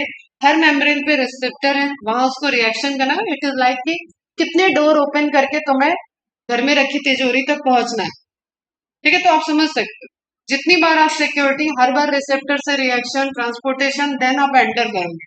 तो सबसे इजी क्या है टारगेट करना? प्रोटीन सिंथेसिस को। एमआरएनए बाहर निकल के आता है, साइटोप्लाज्म में आएगा। ठीक है, तो साइटोप्लाज्म में आएगा तो प्रोटीन सिंथेसिस में अटैक करना ड्रग को इजी होता है। फिर ग्लाइको जो गोल्जी बॉडी में उसका डेवलपमेंट हो रहा है, मैचुरेशन हो रहा है, वहां पे अटैक करा लो, या जो सिक्रेटिंग वेसाइकल बन चुकी है वो सेल से बाहर निकलेंगे। ठीक है, एक्सोसाइटोसिस से सब बाहर आने वाले, सिक्रेशन के लिए बाहर आए, उस टाइम आप अटैक करा। तो अलग अलग लेवल पे वर्क करने वाली ड्रग होती है। तो अगर कोई सेल, जैसे हम फिर से कैंसर सेल की बात करें, तो उसमें आरएनए का और प्रोटीन का कंटेंट बढ़ रहा है, इसका मतलब वो सेल इन्फेक्टेड हो रखी है, वो मेटाबॉलिक एक्टिविटी हाई कर रही है। क्यों? क्योंकि ह्यूमन का तो ग्रोथ हो चुका था, तो एक सर्टेन लेवल के ऊपर हाई एक्टिविटी नहीं दिखती है। ठीक है, नॉर्मल आपकी फिजियोलॉजी डे नाइट जो चल रही है उसके लिए मेंटेन होना है। आपका हाइट बढ़ चुका है, आप ग्रोथ कर चुके हो, तो कंसंट्रेशन वेरिएशन बहुत ह्यूमन के केस में इंडिकेटिव होता है अब नॉर्मलिटी का। चलो खैर, ये सब अपन फिजियोलॉजी के टाइम में ज्यादा बात करें। तो प्रोटीन सिंथेसिस बढ़ा, आरएनए बना, इसको आप रिलेट करके रखोगे। फिर से cell division and formation of new cell, मतलब साइटोकाइनिन आ जाए। एनसीईआरटी आ जाओ। Cytokinins have a specific effect on cytokinesis, पहला question, and were discovered as kinetic। दूसरा क्वेश्चन, आर्टिफिशियली डिस्कवर्ड हुआ था, सिंथेटिक फॉर्मेशन हुआ था, जो 6 परफ्यूरिल एडमिन आप बोल रहे हो उसी को कह रहा है। ठीक है, जो ऑटोक्लेव से बना। A modified form of adenine और purine from the autoclave herring. ये हेरिंग स्मॉल लेटर में लिखा है इसलिए ये कंफ्यूज हो जाता है, इसको आज ही मार्क करके यहाँ पे लिख लो, इट इज अ फिश।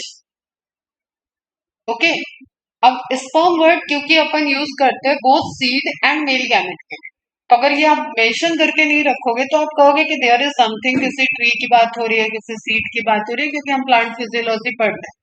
तो ऑप्शन में भी वो ऐसे ही देगा कि तुम्हारे जो दिमाग में चला है वही हम तुम्हें ऑप्शन में दिखा देंगे और आप उसी को सेलेक्ट करके आते हो। ओके, तो ये मार्क करके रखो। Kinetin does not occur naturally in plant, इसलिए वो आर्टिफिशियली डेराइव्ड हो गया था ऑटोक्लेव में। Search for natural substances with cytokinin like activities led to the isolation of zeatin from corn kernel. Kernel मतलब सीड, कॉर्न के सीड को kernel बोलते हैं, बीट कर्नल भी बोलते हैं। ठीक है, कॉर्न के सीड जो आप कॉर्न में खाते हो भुट्टे में, दैट इज कर्नल। तो जेनेटिक्स में भी ये वर्ड आएगा। एंड कोकोनट मिल्क, इन सभी सोर्सेस से देखा जा रहा था कि डिवीजन ऑफ सेल बढ़ रहा है, तो इसी में ढूंढा जा रहा था कि क्या है, इनको डालने पे बढ़ रहा है तो कुछ इनमें ही होगा। तो इन सभी एनालिसिस से डिस्कवरी किसकी हुई? साइटोकाइनिन की फिर नहीं हुई, that is GAT. Okay, several natural occurring cytokinin and some synthetic compound with cell division promoting activity have been identified. Natural cytokinin are synthesized in region where rapid cell division occurs. Example, root apices, developing of shoot bud, apex इसको भी बोल सकते हो आप, कोई आपको गलत नहीं बोलेगा। तो शूट अपेक्स आ रहा है तो एकदम एनसीईआरटी की लाइन पकड़ के नहीं बैठना है कि वहां तो ऑक्सिन होता है, वहां पे भी डिवीजन चल रहा है, मेरिस्टम है। Okay, shoot bird, young fruits, embryo यहाँ नहीं लिखा हुआ, एम्ब्रियो भी ध्यान में रखो। सीड डॉर्मेंसी को ब्रेक करने में भी जो काम किया वो भी आपको ध्यान में रखना।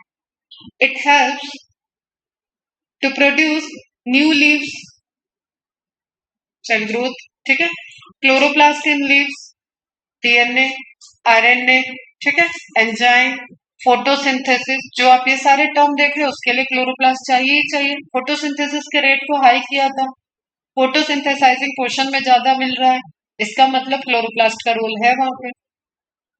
Lateral shoot growth and adventitious shoot formation, जिस तरीके से रेडिकल से ग्रो करने वाले रूट नॉर्मल रूट होते हैं और विदाउट रेडिकल ग्रो करने वाले सारे रूट को आपने क्या बोला था, एडवेंटिशियस रूट, ठीक है।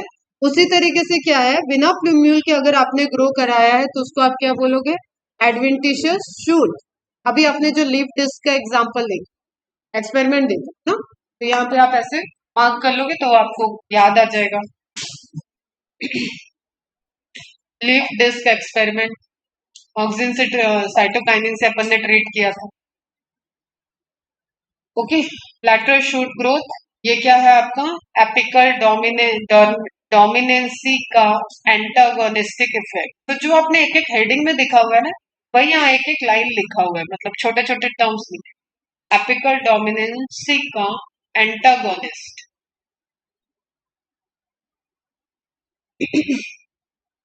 Cytokinin help overcome the apical dominance. They promote nutrient mobilization, which helps in the delay of leaf senescence. Okay, promote करेगा न्यूट्रिएंट मोबिलाइजेशन को, which helps in the delay of leaf senescence. ठीक है, वहां से दोबारा movement को, मतलब ये आपको ऐसे समझना है कि जो सेनेसेंस वाला पार्ट है वहां से मूवमेंट को ये रोक रहा है, लेकिन उस तक मिनरल को पहुंचा रहा है, तो न्यूट्रिएंट का क्या हो रहा है, मोबिलाइजेशन होता रह रहा है उस पार्ट तक, इसलिए वो सेनेसेंस को डिले कर रही है। ये क्लियर है यहाँ तक सब? नेक्स्ट है आपका ethylene, one and only gaseous phytohormone, जिसका इफेक्ट बहुत लंबे टाइम से देखा जा रहा था, लेकिन उसको डिस्कवर होने में, आइसोलेट करने में, समझने में, मोड ऑफ एक्शन को टाइम लगा, क्योंकि वो वैसे ही है, जो दिख नहीं रहा है उसको आप कैसे सोचो। ये सब तो सेरेपेंडिटी से मिले, लेकिन फिर भी कहीं पे केमिकल मिल रहा था, कहीं पे डेरिवेटिव मिल रहा था। एथाइलिन के केस में गैस है वो, तो वैसे ही कि कोई एक्टिविटी अगर भूत कर रहा है तो भूत को कहाँ तक पकड़ो, ठीक है। लेकिन अगर ह्यूमन है वहां पे तो आप देख लोगे, एनिमल है कोई तो भी देख लोगे। तो एथाइलिन का इफेक्ट देख रहे थे साइंटिस्ट, परेशान रहे इसमें बहुत सारा, लेकिन डिस्कवरी होते होते काफी टाइम लग गया। तो effect of ethylene had been knowing since long. Kerosene lamp, ठीक है, मिट्टी का तेल, एंड है हे मतलब भूसा, ठीक है, स्ट्रॉ, ये सभी चीजें यूज की जाती थी, क्यों, राइपनिंग ऑफ फ्रूट के लिए, आज भी गांव में यूज हो रही है। ठीक है, आज भी आप देखो आम का कभी आप पूरा का पूरा क्या बोलते हैं उसको, कार्टन पेटी, ठीक है, एक पेटी दो पेटी आता है, तो आप उसमें देखते हो भूसा क्या, स्ट्रॉ रखा हो, ठीक है। वो क्यों रखा गया, पैकेजिंग के लिए नहीं, ताकि वो धीरे धीरे उसको राइपनिंग भी कराता है, और उसी फॉर्म में वो ट्रांसपोर्ट हो रहा है, इंडिया के बाहर भी जाता है, तो वो क्या करा रहा है, फ्रूट राइपनिंग में हेल्प कर रहा है। ठीक है, तो केरोसिन लैम्प, मिट्टी का तेल, या देखो मिट्टी के तेल में क्या था ना, इसमें अगर आप इसके बहुत क्लोज रखोगे तो उससे स्मेल आती है, ये बहुत ज्यादा प्रिफरेटिव नहीं था, लेकिन इसके प्रेजेंस से होता था। तो लोग क्या करते थे, रूम एक बना होता था, जैसे हमारे गांव में भी अभी दादी का कमरा हो गया था बाद में, ठीक है, जब मैं बड़ी हुई तो वो दादी का कमरा था, लेकिन वो कभी जब मेरे पापा लोग छोटे, वैसे तो वो पापा ही बनवाए थे, तो पापा जब बनवाए होंगे तो स्टार्टिंग में उसमें भूसा रखा था, तो वो दो नाम से जाना जाता, कोई चीज उस कमरे से लाना है तो बोलते थे भूसा वाले घर में चले जाओ, ठीक है, कोई बोलता था दादी वाले कमरे में चले जाओ, तो मेरे को समझ में नहीं आता था ये क्या गेम है, भूसा घर क्यों बोलते हैं। तो आप उसमें जब हम जाते थे ना, उस वहां से भूसे को हटे हुए 2-3 साल हो चुके हैं, लेकिन स्टिल उस रूम में एक हीट था, ठंड बहुत लग रही है, भूसा वाले घर में जाके सो जाओ। तो हम लोग ये क्या भूसा के घर, क्यों भूसा तो वहां दिखता नहीं है, भूसा का घर, भूसा का घर। तो फिर कहानी वो पूछने पे समझ में आई कि हाँ ऐसा था, मैं उसमें 8th-5th में थी, तो पता चला कि इसमें पहले भूसा स्टोर होता था, फिर बाद में उसकी बाहर एक मड़ई बन गई तो उसमें भूसा रखा जाने लगा, फिर एक पक्का घर बन गया, भूसा ही सिर्फ रखने के लिए एक कमरा होगा क्योंकि बारिश वारिश से बचाना है, तो भूसा और अनाज का घर दूसरा हो गया। लेकिन वो जो लॉन्ग टाइम तक उसमें सालों तक, कुछ साल तक रखा गया था, 5-6 साल से, उसकी वजह से उसकी दीवार में एक हीट है उस कमरे में। समझ में आई बात?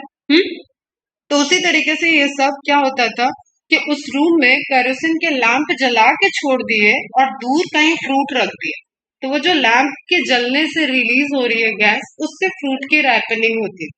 तो ये लिखा ही है, सिंस लॉन्ग, लंबे टाइम से लोग ये सब कर रहे थे, लेकिन they don't know the reason क्या है जो इसको काम को कर रहा है, लेकिन बस इतना पता है कि हाँ इस वजह से वो पक जाएगा फल और उसके बाद वो मार्केट में या अपना खाने के लिए भी यूज करेंगे। He have been used by fruit merchant to hasten, hasten मतलब फास्ट, तेज कराने, फास्टन हेस्टन, ऐसे ध्यान रखें। Colour development in fruit. अब आपको पता है लोग देखते कैसे हैं कि कलर कैसा है। जैसे आप कभी कभी धोखा हुआ होगा, कच्चा आम निकल जाता है पका हुआ कलर में, ठीक, और स्वाद ये मस्त वाला खट्टा होता है। क्यों? क्योंकि उसको बाहर से ट्रीटमेंट दे दिया गया, तो बाहर से येलो येलो दिख रहा था, खरीदने गए और लेके आ गए। अब आजकल क्या होता है ना, आप ठेले वाले के फल दबा भी नहीं सकते हो, जान खा जाते हो। हम लोग के साइड तो बड़े लड़ाई पे आ जाते हैं, तुम लोग तो बड़े अच्छे एरिया में हो, ठीक है, तो वो छूने नहीं देंगे आपको, जो लेना है आप बोलो, तो छांटने भी नहीं देंगे। हमारे यहाँ भैया सब्जी वब्जी छांटी नहीं जाती, वो जो देगा वही लेके आना है। अगर आपने टमाटर छू छू के छांट लिए तो भैया अगली दुकान पे चले, सिंपल, उनका अलग एटीट्यूड। यहाँ तो ऐसे दे देता है, ये सब्जी वाला भैया तो बहुत अच्छा है, मैडम मेरे को दूर से नहीं, मैडम क्या चाहिए दे दो। मैं सोचती यही सही। तो समझो आप कि उस कलर के पिगमेंटेशन जो चेंज हुआ, उससे वो देखने में क्या लग रहा है, पका हुआ आम लगा, लेकिन वो खाने में कच्चे आम का ही टेस्ट दिया, अभी वो पकने से बहुत कोसों दूर। अब आप उसको कट कर चुके हैं तो मजबूर हो अब उसको खत्म करें, ठीक है।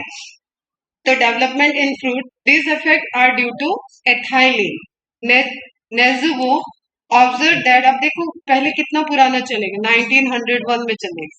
Observe that ethylene gas alter the tropic response of root movement, ठीक है, तो उन्होंने रूट में इसको ऑब्जर्व किया। Denny reported that ethylene induces ripening of fruit. Crocker important है, identified ethylene as a gaseous plant hormone, इनका नाम ध्यान रखिए। The commercial product for providing ethylene is एथेफॉन, ये आपके एनसीईआरटी में भी दिया हुआ है, उसका आप साइंटिफिक मतलब केमिकल लिख लोगे, two chloro ethyl phosphoric acid.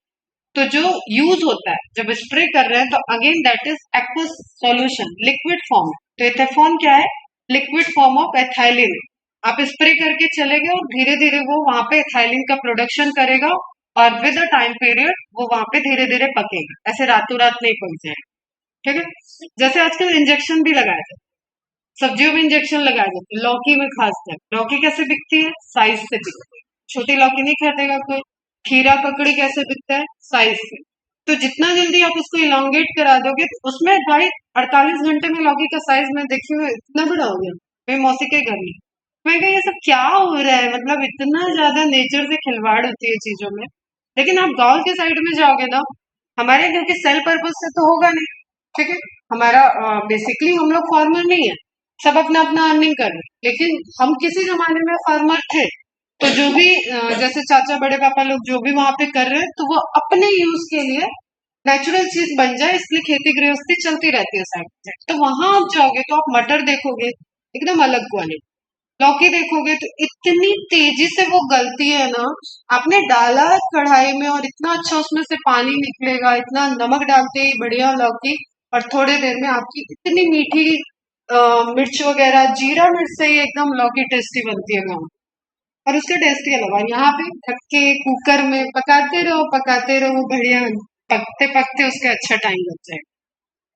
पहले हमारे यहाँ एक सब्जी बनती थी, लौकी और चना डाल के, तो उसमें क्या होता था कि चना का दाल आपको भिगा के रखना पड़ता था, क्योंकि लौकी जल्दी पक जाएगी, और दोनों कुकर में अगर बन रहा है तो ऑब्वियसली गल जाएगा सब्जी, अगर आप सिर्फ चना के दाल को पकाओ। आजकल क्या है, चना की दाल पक जाती है, लौकी खड़ी मिलती है। आप ऑब्जर्व करना इस चीज को, अगर आपने कभी लौकी और चना दाल की सब्जी खाई है, मुझे वो पसंद है, मुझे उसका टेस्ट अच्छा लगता है।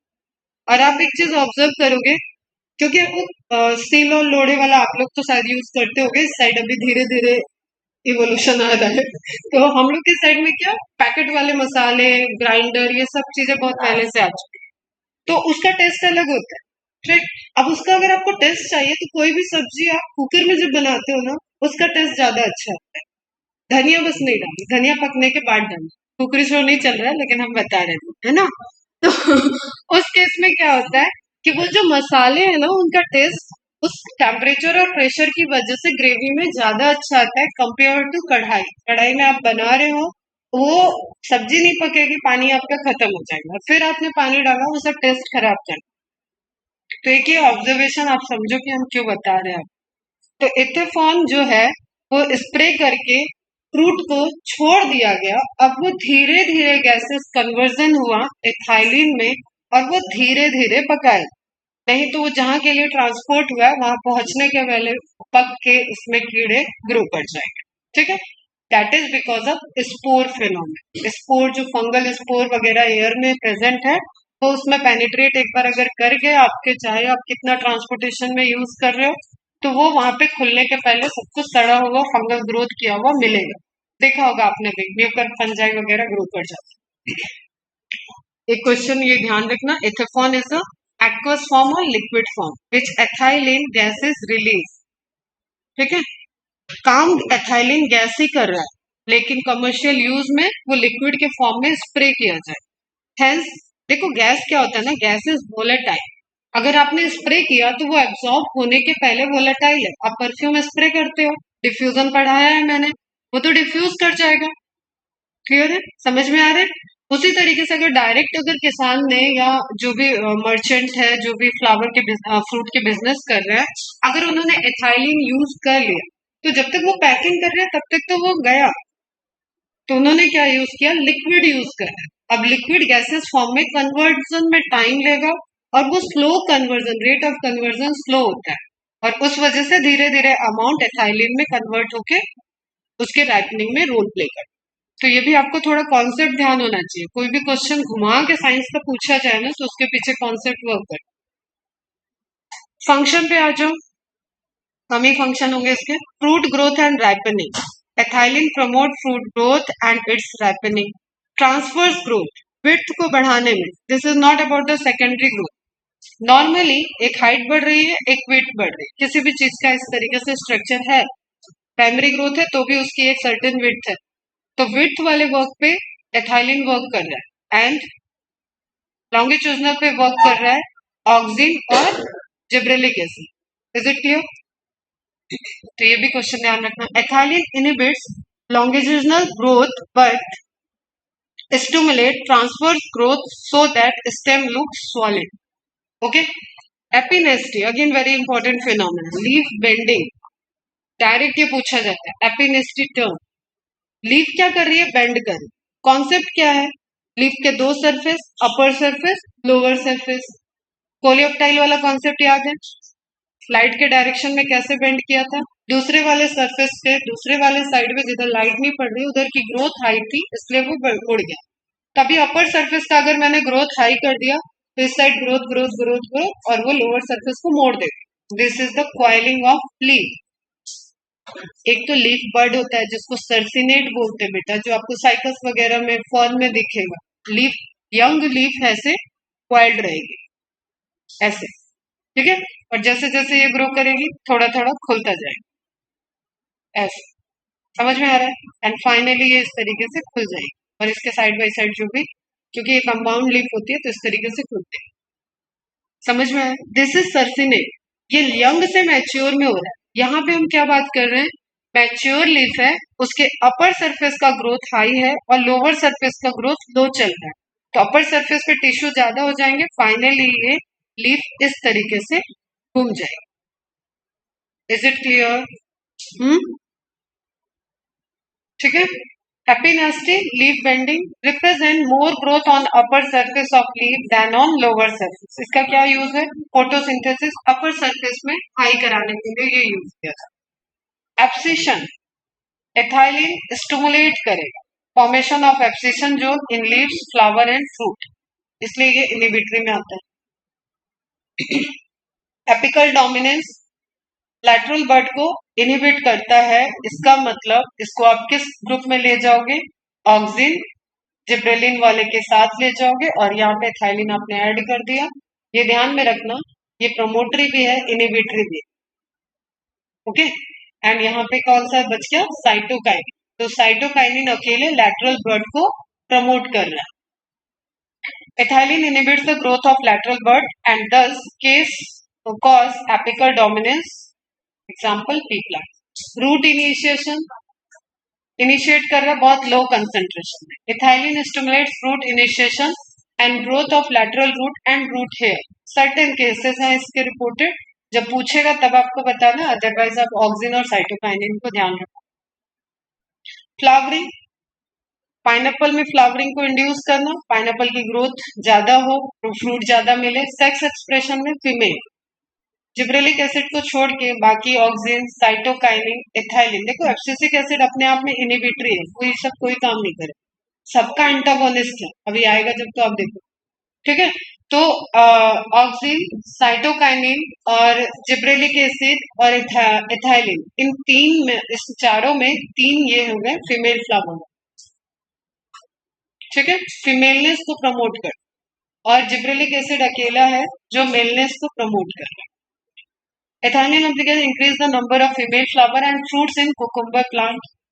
Dormancy, it break dormancy of different plant organ but not lateral bud, क्योंकि ये एपिकल डोमिनेंस में ऑक्सिन के तरफ गया है, तो लेटरल बड की डोमेंसी के लिए ये क्या है, स्टिमुलेट करता है डोरमेंसी को।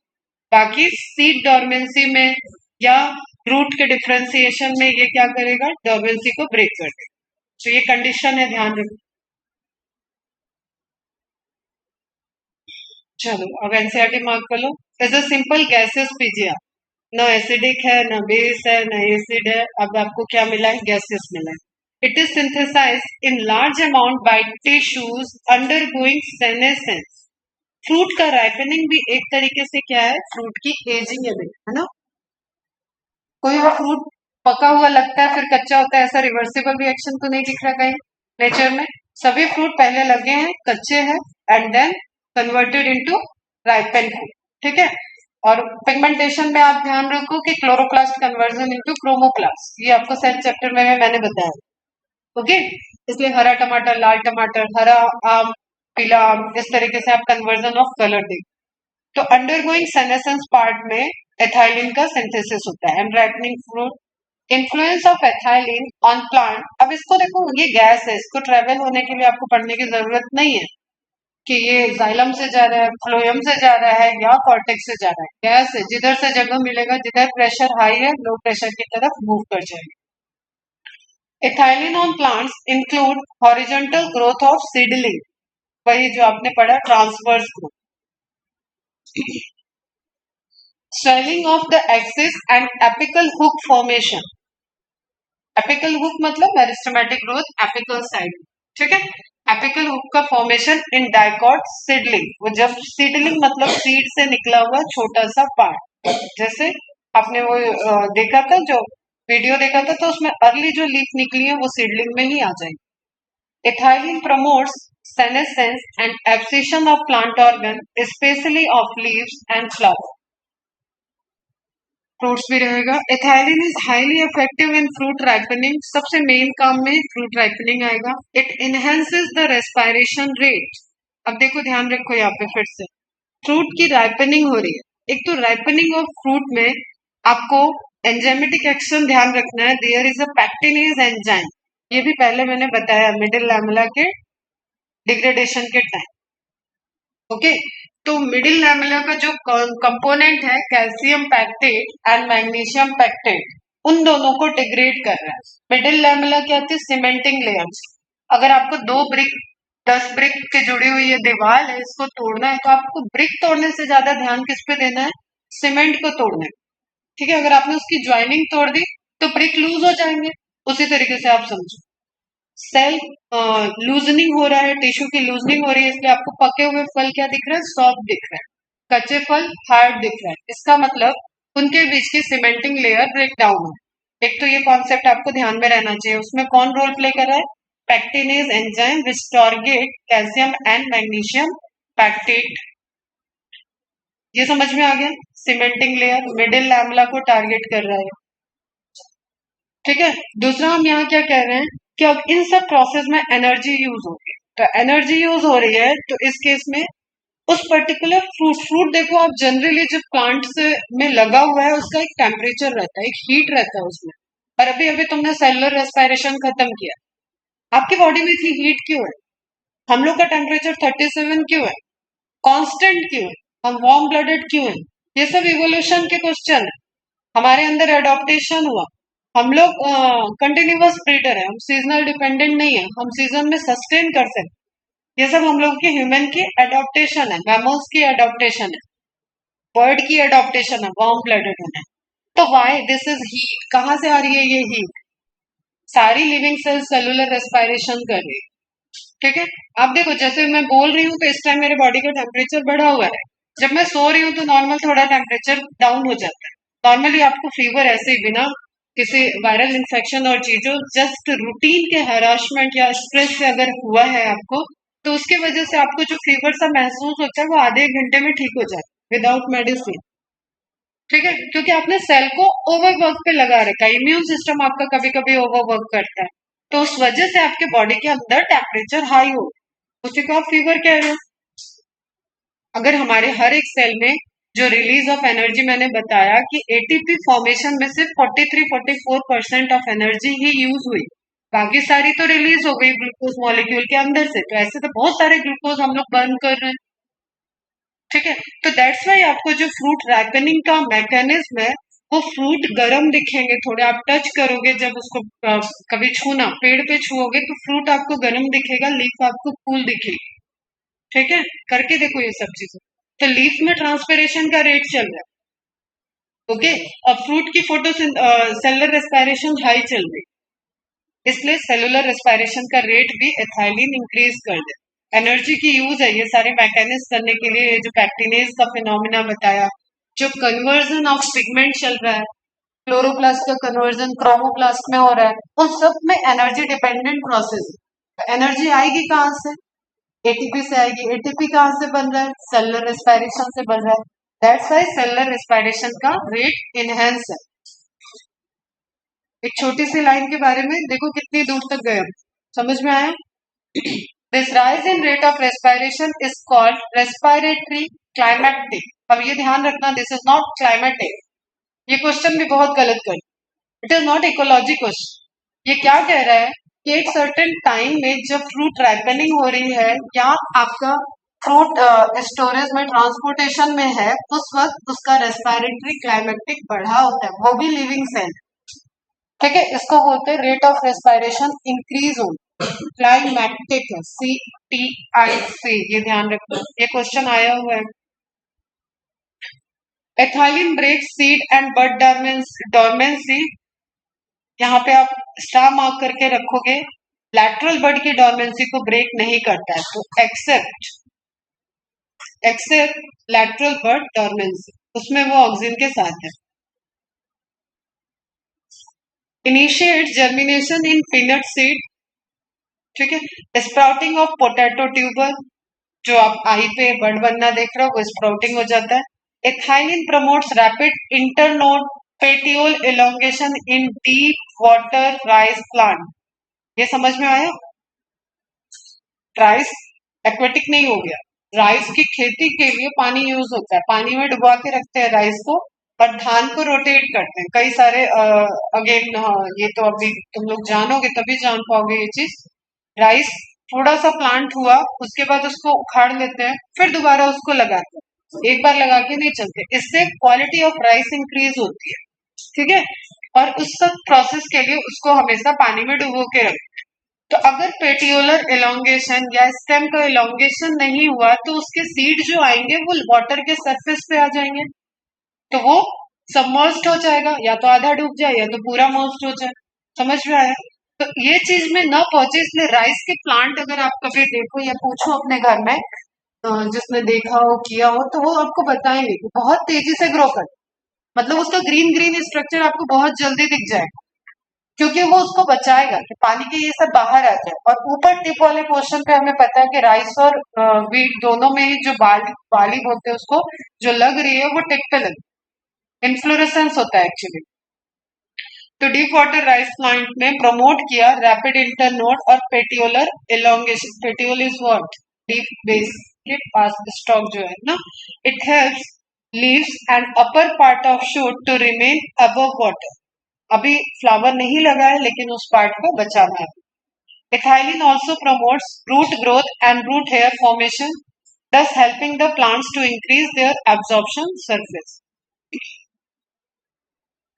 Ethylene is used to initiate flowering and for synchronizing fruit set in pineapple. ठीक है, flowering induction. It also induces flowering in mango. Since ethylene regulates so many physiological processes, it is one of the most widely used PCR. ठीक है, बाहरी exposure से बहुत सारे physiological process को ये इंटरनली चेंज कर रहा है just because of volatile behaviour of ethylene. और कई सारे अभी डिस्कवर्ड नहीं हुए हैं, लेकिन वो रिसर्च का पार्ट है कि उसमें भी कहीं ना कहीं इथाइलिन कुछ तो रोल कर रहा है, क्योंकि इट डिफ्यूजेस। इसका अगर ये बन रहा है तो इसकी प्रेजेंस एवरीवेयर है प्लांट में, ऐसा मान लिया जाए। तो हर ग्रोथ एंड डेवलपमेंट वाले फेज में इसके रोल को साइंटिस्ट अभी भी स्टडी कर रहे हैं, और ऑलरेडी जो स्टडी हो चुकी है पिछले कुछ सालों में, उससे ये डेवलप हो चुका है कि कई सारे फिजियोलॉजिकल प्रोसेस में वो क्यूमुलेटिव इफेक्ट कर रहा है। इसलिए आपको यहाँ पे मैंने बहुत सारे इफेक्ट नहीं बताए, फंक्शन बहुत सारे आपने नहीं पढ़े, ठीक है। The most widely used compound as source of ethylene is ethefone. It is an aqueous solution, liquid, is readily absorbed and transported within the plant and release ethylene slowly. Ethefone has stemmed fast कर देगा fruit की ripening को इन tomatoes and Apple. Example इसमें अच्छे खासे दिए हुए, आप लिख लो, मार्क करके रखो मतलब। And accelerates abscission in flower and fruits, thinning of cotton, cherry, walnut, ठीक है। थिनिंग ऑफ कॉटन मतलब फाइबर को ज्यादा बना, जितना कॉटन का thinning structure seed coat loose करेगा उतना ज्यादा वो वहां पे फाइबर में कन्वर्ट होगा। और हमें पता है कॉटन का कमर्शियल यूज सीड कोट से ही जो हेयरी फाइबर बन रहे हैं उससे। Cherry, walnut, it promotes female flower in cucumber, thereby increasing the yield. Female बढ़ा है तो yield बढ़ेगा, क्योंकि other you are dependent on ovary और you are dependent on seed. Grain पे या फ्रूट पे ही आप डिपेंडेंट हो इन सब केस में जब आप फ्लावर की बात कर रहे हो। अदरवाइज आप लीफ यूज कर रहे हो तो आप वेजिटेटिव पार्ट पे ही बात कर रहे हो। यहाँ पे खत्म हो गया आपका इथाइलिन। नाउ लास्ट हार्मोन है एब्सिसिक एसिड।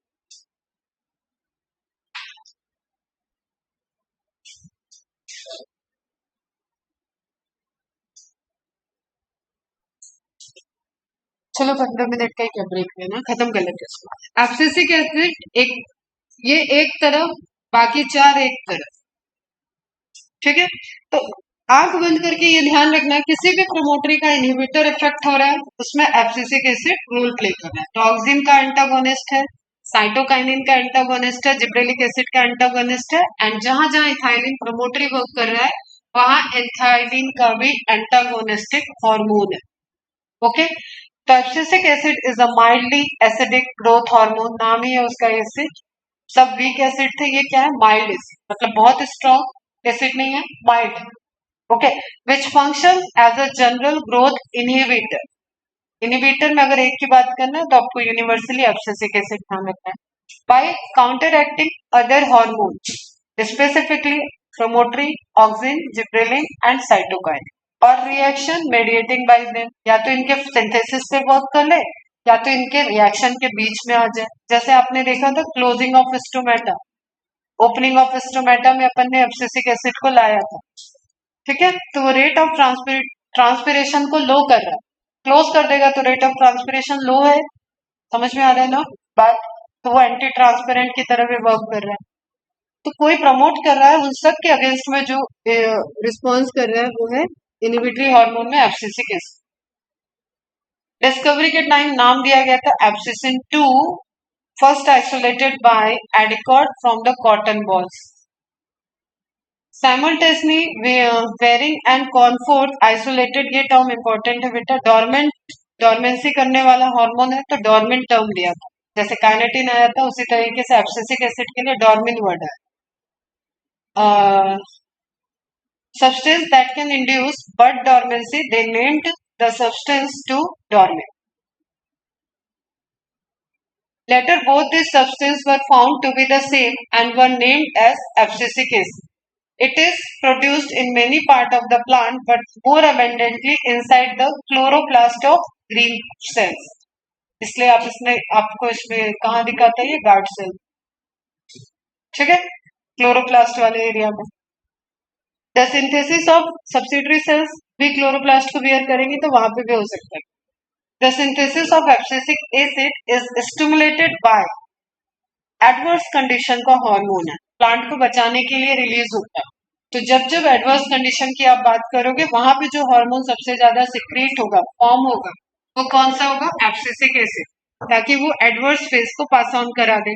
तो ड्रॉट, सूखा पड़ना, वाटर लॉगिंग, बारिश हुई है और वाटर लॉग कर गया है खेतों में, जगह पे, गार्डन में, उस कंडीशन में स्ट्रेस हार्मोन फॉर्म होगा. And other adverse environmental condition, therefore it is also called the stress hormone. is formed from mevalonic acid और xanthophyll, याद है पिगमेंट है, उसका डेरिवेटिव होगा. Chemically it is dextrorotatory cis sesquiterpene, terpene derivative है, बस इतना याद है. The hormone is transported to all, ये एनसीईआरटी के इंट्रोडक्टरी वाले पोर्शन में आ चुका है. Transported to all parts of the plant through diffusion as well as through conductive channel. अब देखो बेटा, ये सारे हार्मोन का एंटागोनिस्टिक है. तो जैसे कहते हैं ना कि विलन कोई अगर अपन देखते हैं तो वो विलन कहीं भी पहुंच जा रहा है, ठीक, उसी तरीके से ये है नहीं विलन, ये प्लांट के लिए जरूरी है. अब देखो कंडीशन एबनॉर्मल है, ऑक्सीजन अपना वर्क करता रहेगा तो ओवर ग्रोथ के लिए कैसे प्लांट न्यूट्रिशन और मिनरल को मैनेज करेगा? तो एब्सिसिक एसिड पहुंचा और ऑक्सीजन को रोक दिया, ठीक है. साइटोकाइनिन सेल डिवीजन कराता रहेगा, कंडीशन एबनॉर्मल है तो कैसे काम चलेगा? तो उसको सबको रोकना पड़ रहा है. तो सबका क्रॉस चेक भी नॉर्मल केस में भी एब्सिसिक एसिड कराते. अगर कंटिन्यूअस सेल डिवीजन में चला जाएगा तो प्लांट के केस में भी ट्यूमर का फॉर्मेशन होता है. एग्रोबैक्टीरियम ट्यूबिफेसियंस हम बताएंगे बायोटेक्नोलॉजी के टाइम. तो आप वहां पे देखोगे कि वो ट्यूमर डिजीज प्लांट में कॉज कर रहा है, तो उसको हम लोग एज अ वेक्टर यूज करते हैं कि उससे कोई चीज अगर प्लांट के अंदर आपको हेल्दी भिजवानी है तो आप उसको थ्रू ट्रांसपोर्ट करा दो. आ रही बात समझ में?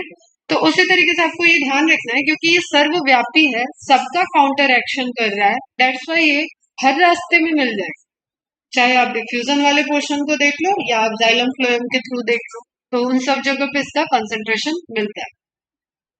इन some plant tissues, especially in young shoots, occurred a related compound, xanthocin. The structure indicates that both abscisic acid and xanthocins are terpene derivative. Very important question. कौन किसका डेरिवेटिव है? प्यूरिन, टर्पीन, जिबेन, ये सब आपको याद रहना चाहिए. फंक्शन पहला तो आपको डॉर्मेंसी दिख रहा है और बाकी सबके ग्रोथ को कंट्रोल कर रहा है. सब ग्रोथ करा रहे हैं तो it is acting like a check check check, बस बस बस रुक जाओ, सबको कंट्रोल कर, ओवर ग्रोथ ना हो जाए. It keeps growth under check by counter acting the effect of growth promotory hormone auxin, cytokinin, gibberellin. Very important statement. तो आपको इसको निगेटिव नहीं देखना, ये जरूरी है. नॉर्मल केस में भी ये जरूरी है. अगर स्टोमेटा का क्लोजिंग नहीं होगा तो ट्रांसपिरेशन बहुत ज्यादा हो जाएगा.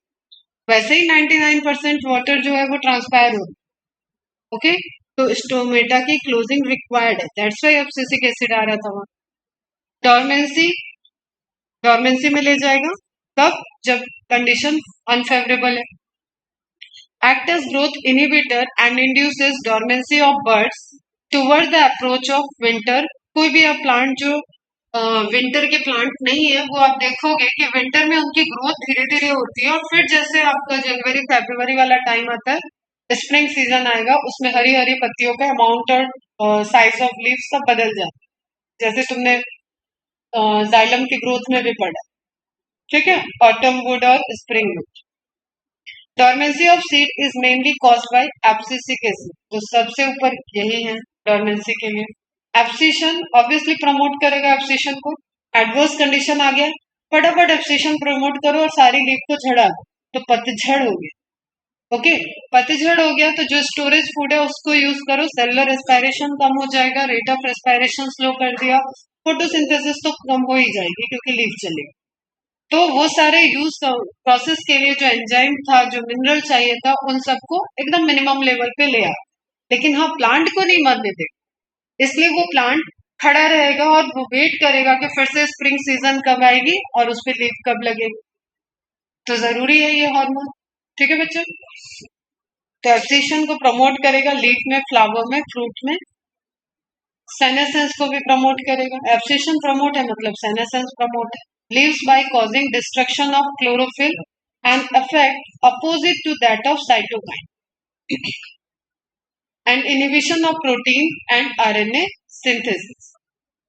एंटी ट्रांसपेरेंट हो गया, क्लोजिंग ऑफ स्टोमेटा में वर्क कर रहा है। एंटी ट्रांसपेरेंट, ओपनिंग नहीं होने दे रहा है, ट्रांसपिरेशन की रेट को अलाउ कंट्रोल कर रखा है, तो एंटी ट्रांसपेरेंट है। Abscisic acid can be used as anti transpirant. As mention earlier, कहाँ पे, जहां पे आपका फाइटो हार्मोन स्टार्ट हो रहा था वहां पे abscisic acid was discovered for its role in regulating abscission and dormancy. और एब्सिशन नाम भी देखो तो आप इसी से रिलेटेड, एब्सिशन को ये प्रमोट कर।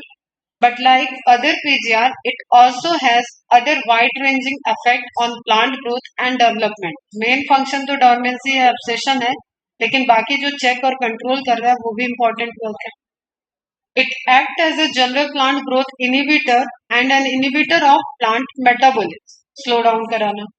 ABA inhibits seed germination, seed dormancy में रखता है। Stimulate the closing of stomata, पढ़ रखा है तुमने। And increase the tolerance of plants. Tolerance मतलब stress condition में survivability, tolerate करना, आप कितना किसी को tolerate कर सकते, ठीक है। That is tolerance of plant to various kind of stresses, जो आपने देखा ड्रॉट वगैरह। Therefore it is called stress hormone. Abscisic acid plays an important role in seed development. Dormancy को रख के मेंटेन करके उसने सीड डेवलपमेंट में इंपॉर्टेंट रोल प्ले किया है। अदरवाइज अनफेवरेबल कंडीशन में वो थोड़ा सा स्प्राउट बना के खत्म हो जाती, लाइफ खत्म हो जाती सीड की without waiting for a favourable condition. अगर डॉर्मेंसी वहां नहीं होती तो सीड डिस्ट्रॉय हो जाती। क्लियर है, समझ में आ रहा है। तो दैट्स वाई वो सीड डेवलपमेंट में हेल्प कर रहा है। Maturation and dormancy, by inducing dormancy ABA help seed to withstand desiccation, मतलब ड्राई हो जाना। और ड्राई कंडीशन में भी जो आप कह रहे हो कि मिनिमम अमाउंट ऑफ वाटर, आपने पढ़ा है ना कि प्रेजेंट रहता है सीड के अंदर, वो लिविंग है, वही चीज है ये। And other factors unfavourable for growth. In most situation, abscisic acid act as antagonist to gibberellic acid। इसलिए आपको पहला प्राइमरी अगर कोई याद रखना है कि सीड डॉर्मेंसी को कौन ब्रेक करता है, again you will go with gibberellic acid. यहाँ खत्म हो गया आपसे। समराइज है इसके बाद। We may summarize that for any and every phase of growth, differentiation and development of plant, one or other PGR has some role to play। 5 he PGR है, कोई ना कोई रोल प्ले कर रहा है, या तो अकेले या तो क्यूमुलेटिव, ठीक है। Such roles could be complementary और एंटागोनिस्टिक। जब एक ही रोल कर रहे हैं तो उसको बोलते हैं कॉम्प्लीमेंट्री, ठीक है, या अपोजिट कर रहे हैं antagonistic. This could be individualistic और सिनर्जिस्टिक, या तो अकेले कर सकता है या ग्रुप में कर सकता है। Similarly, there are a number of events in the life of a plant where more than one PGR interact to affect that event. Example: dormancy in seed, bud, abscission, senescence, apical dominance। आपने देखा अलग अलग hormone का अपना अपना role है। किसी का एक ही डायरेक्शन में, सभी डॉर्मेंसी को प्रमोट करने में रोल कर रहे हैं, तो कुछ इनहिबिट करने में रोल प्ले कर रहे हैं। Role of PGR is of only one kind of intrinsic control. ये एग्जांपल आप कहाँ गए थे जब आप ग्रोथ एंड डेवलपमेंट में एक पोर्शन दिया था इंट्रोडक्टरी, कि पूरा प्लांट के ग्रोथ और डेवलपमेंट में 2 फैक्टर वर्क कर रहे हैं। ब्रॉडली आप इंट्रिंसिक बोल रहे हो, उसमें इंट्रासेलुलर में जेनेटिक आ गया और इंटरसेलुलर में हार्मोनल आया था। उस पीजीआर के डिटेल में हम लोग थे अभी, ओके। इसका मतलब अब आपको बुक कहाँ ले जाएगी, एक्सट्रिंसिक की तरफ ले जाएगी। इंट्रिंसिक के एक पोर्शन की बात होगी। जेनेटिक्स का ऑब्वियसली आपके लेवल पे बहुत ज्यादा आप डिस्कस नहीं कर सकते हो जेनेटिक्स को, तो जेनेटिक लेवल पे अपन यहाँ नहीं बात करेंगे। क्या बात होगी अब next, extrinsic factor. along with genomic control. Genome मतलब all genes of an organism बोल लो या एक सेल बोल लो, ठीक है। ये पुरानी बात है, मैं तुम लोग को ब्रॉडली इसीलिए बता दूं। मेरे एक सेल के अंदर भी वही सारी जीन है जो मेरे पूरे बॉडी की जीन है, रिपीटेड है, ठीक है। मेरे लीवर के जीन अलग नहीं होंगे, मेरे हाथ के जीन अलग नहीं है, सब कॉमन है। तो एक सेल बोल लो या एक ऑर्गेनिज्म बोल लो, बात एक ही है। Human genome project, it deals with the human genome. वो ऐसा नहीं है कि सपना मैम का प्रोजेक्ट है कि सर का प्रोजेक्ट है कि किसका है, वो ह्यूमन स्पीसीज का प्रोजेक्ट। तो सबके जीनोम का जो 24 क्रोमोसोम में डिस्ट्रीब्यूटेड है अपन का जीनोम, उसकी इंफॉर्मेशन उस प्रोजेक्ट में है। ओके बच्चे, तो जीनोमिक, जीनोम वर्ड है। ओमिक्स एक नई अपना साइंस अभी डेवलप हुआ है लास्ट 5 ईयर में, जिसमें 10 ईयर आप समझ सकते हो, काफी ज्यादा इसमें इम्प्रूवमेंट आ रहा है। प्रोटीन को पढ़ना है तो प्रोटियोमिक्स बोलते हैं, जीनोम को पढ़ना है तो जीनोमिक्स बोलते हैं, ट्रांसक्रिप्शन को पढ़ना है तो ट्रांसक्रिप्टोमिक्स बोलते हैं। इस तरीके से बहुत सारे ओमिक्स हो चुके हैं, ब्रांचेस हैं, जहाँ टेक्नोलॉजी को आप बायो इन्फॉर्मेटिक्स की ब्रांचेस है ये सब। They play an important role in plant growth and development. तो अंदर internal factor along with PGR, PGR को अपन ने डिटेल में देखा। And extrinsic factors, they play an important role in plant growth and development. Many of the extrinsic factors such as temperature, light, control plant growth, ये जो है दो factor दे दिया, ये क्या कर रहे हैं, प्लांट ग्रोथ और डेवलपमेंट को कंट्रोल कर रहे हैं एक्सटर्नली, और इंटरनली अगेन उनके इन्फ्लुएंस में mineral, ions, PGR, food, photosynthesis, ये सब वर्क कर रही है इंटरनली। ओके, तो सिर्फ ऐसा नहीं हो सकता कि टेम्परेचर से ही प्लांट ग्रो कर जाएगा, लाइट से ही प्लांट ग्रो कर जाएगा। लाइट है, फोटोसिंथेसिस होगा तब जाके शुगर बनेगा। तो आप अपने मैकेनिज्म पढ़ चुके हो कि आप इसका कंबाइन इफेक्ट आपको समझ में आ रहा हो। Some of such events would could be vernalization, जो भी अपन ने बताया, temperature dependent, flowering, dormancy, seed germination, plant movement. यहाँ पे आपको पढ़ना है अभी फोटो पीरियोडिज्म पढ़ोगे आप, और वर्नलाइजेशन पढ़ोगे। एक्सटर्नल फैक्टर कल देखेंगे ना। लाइट एंड टेम्परेचर, लाइट की बात करेंगे तो फोटो से रिलेटेड हो गया, photo means photon, photon means light, ठीक है। लाइट का ड्यूरेशन कितना है, तो एक पॉइंट आ जाएगा आपको फोटो पीरियोडिज्म। फिर फ्लावरिंग का जो आपने वहां इंट्रोडक्शन देख लिया है, दैट इज टेम्परेचर डिपेंडेंट। तो external factor of temperature, temperature high है मतलब हमारे कौन से दिन चल रहे हैं, लॉन्ग डेट चल रहे हैं, समर, दिन लंबा होता है, बड़ा होता है, कॉमन रोटेशन ऑफ अर्थ है इसके बीच, ठीक है। दिन और रात का होना, और जो सन के चारों तरफ घूमना है अर्थ का, उसके अकॉर्डिंग क्लाइमेटिक चेंजेस, वेदर का चेंजेस, ठीक है। 12 महीने में क्या चेंज हुआ है, और दिन और रात, डे एंड नाइट, ये दोनों रिस्पॉन्स करेंगे कि क्या हो रहा है। तो हम सीजनल बात कर रहे हैं तो ऑब्वियसली हम इस पे ज्यादा बात करेंगे, ठीक है। तो फोटो पीरियोडिज्म में कॉन्सेप्ट क्या आएगा, कितना लाइट का पीरियड है, और वो कैसे होगा, वो नेचर में क्या है, दिन, दिन कितना लंबा है, दिन कितना छोटा है। जब दिन लंबा होता है तो रात छोटी होती है, रात लंबी होती है तो दिन छोटा होता है, सेम बात है। तो इनको बोलते हैं, अपन डिवाइड कर लेते हैं, शॉर्ट डे प्लांट और लॉन्ग डे प्लांट। कल देखेंगे इसका डिटेल।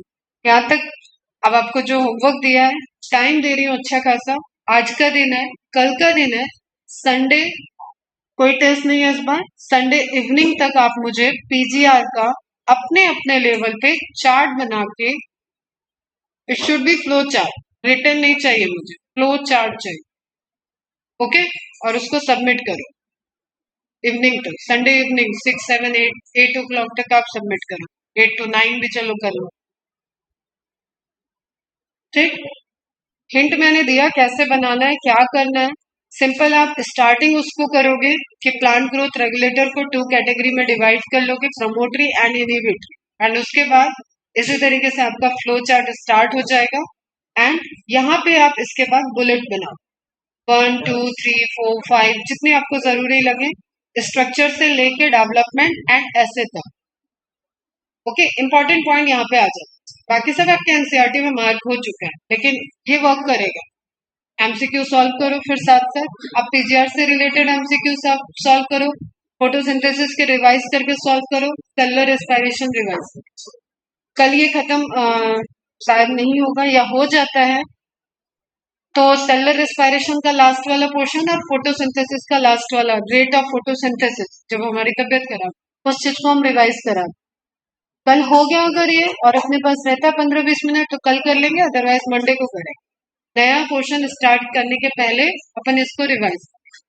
और नेक्स्ट चैप्टर हम एनिमल किंगडम ही ले रहे हैं, इंस्ट्रक्शंस आए, क्लोज करना है उस यूनिट को, ठीक है। और अच्छा भी एनिमल किंगडम जब आप डेवलपमेंट ऑफ एनिमल पढ़ोगे तो फिजियोलॉजी आप समझ सकते हो। आप एक्सक्रीशन पढ़ रहे हो, इसका मतलब एक्सक्रीशन के पहला पैराग्राफ आप किसी भी ह्यूमन फिजियोलॉजी का यूं ही अपने इंटरेस्ट के लिए कभी भी पहला पैराग्राफ पढ़ो तो उसमें it will talk about the whole animal kingdom, फिर वो ह्यूमन पे आता है और तब आप उस चैप्टर के अंदर जाओ। तो फर्स्ट जो इंट्रोडक्टरी पैराग्राफ है that is related to animal kingdom, animal kingdom, structural organisation and then human physiology. Repeater batch भी आपके साथ में पढ़ेगा, तो स्टूडेंट बढ़ेंगे, ठीक है, देखा जाएगा कैसे कैसे।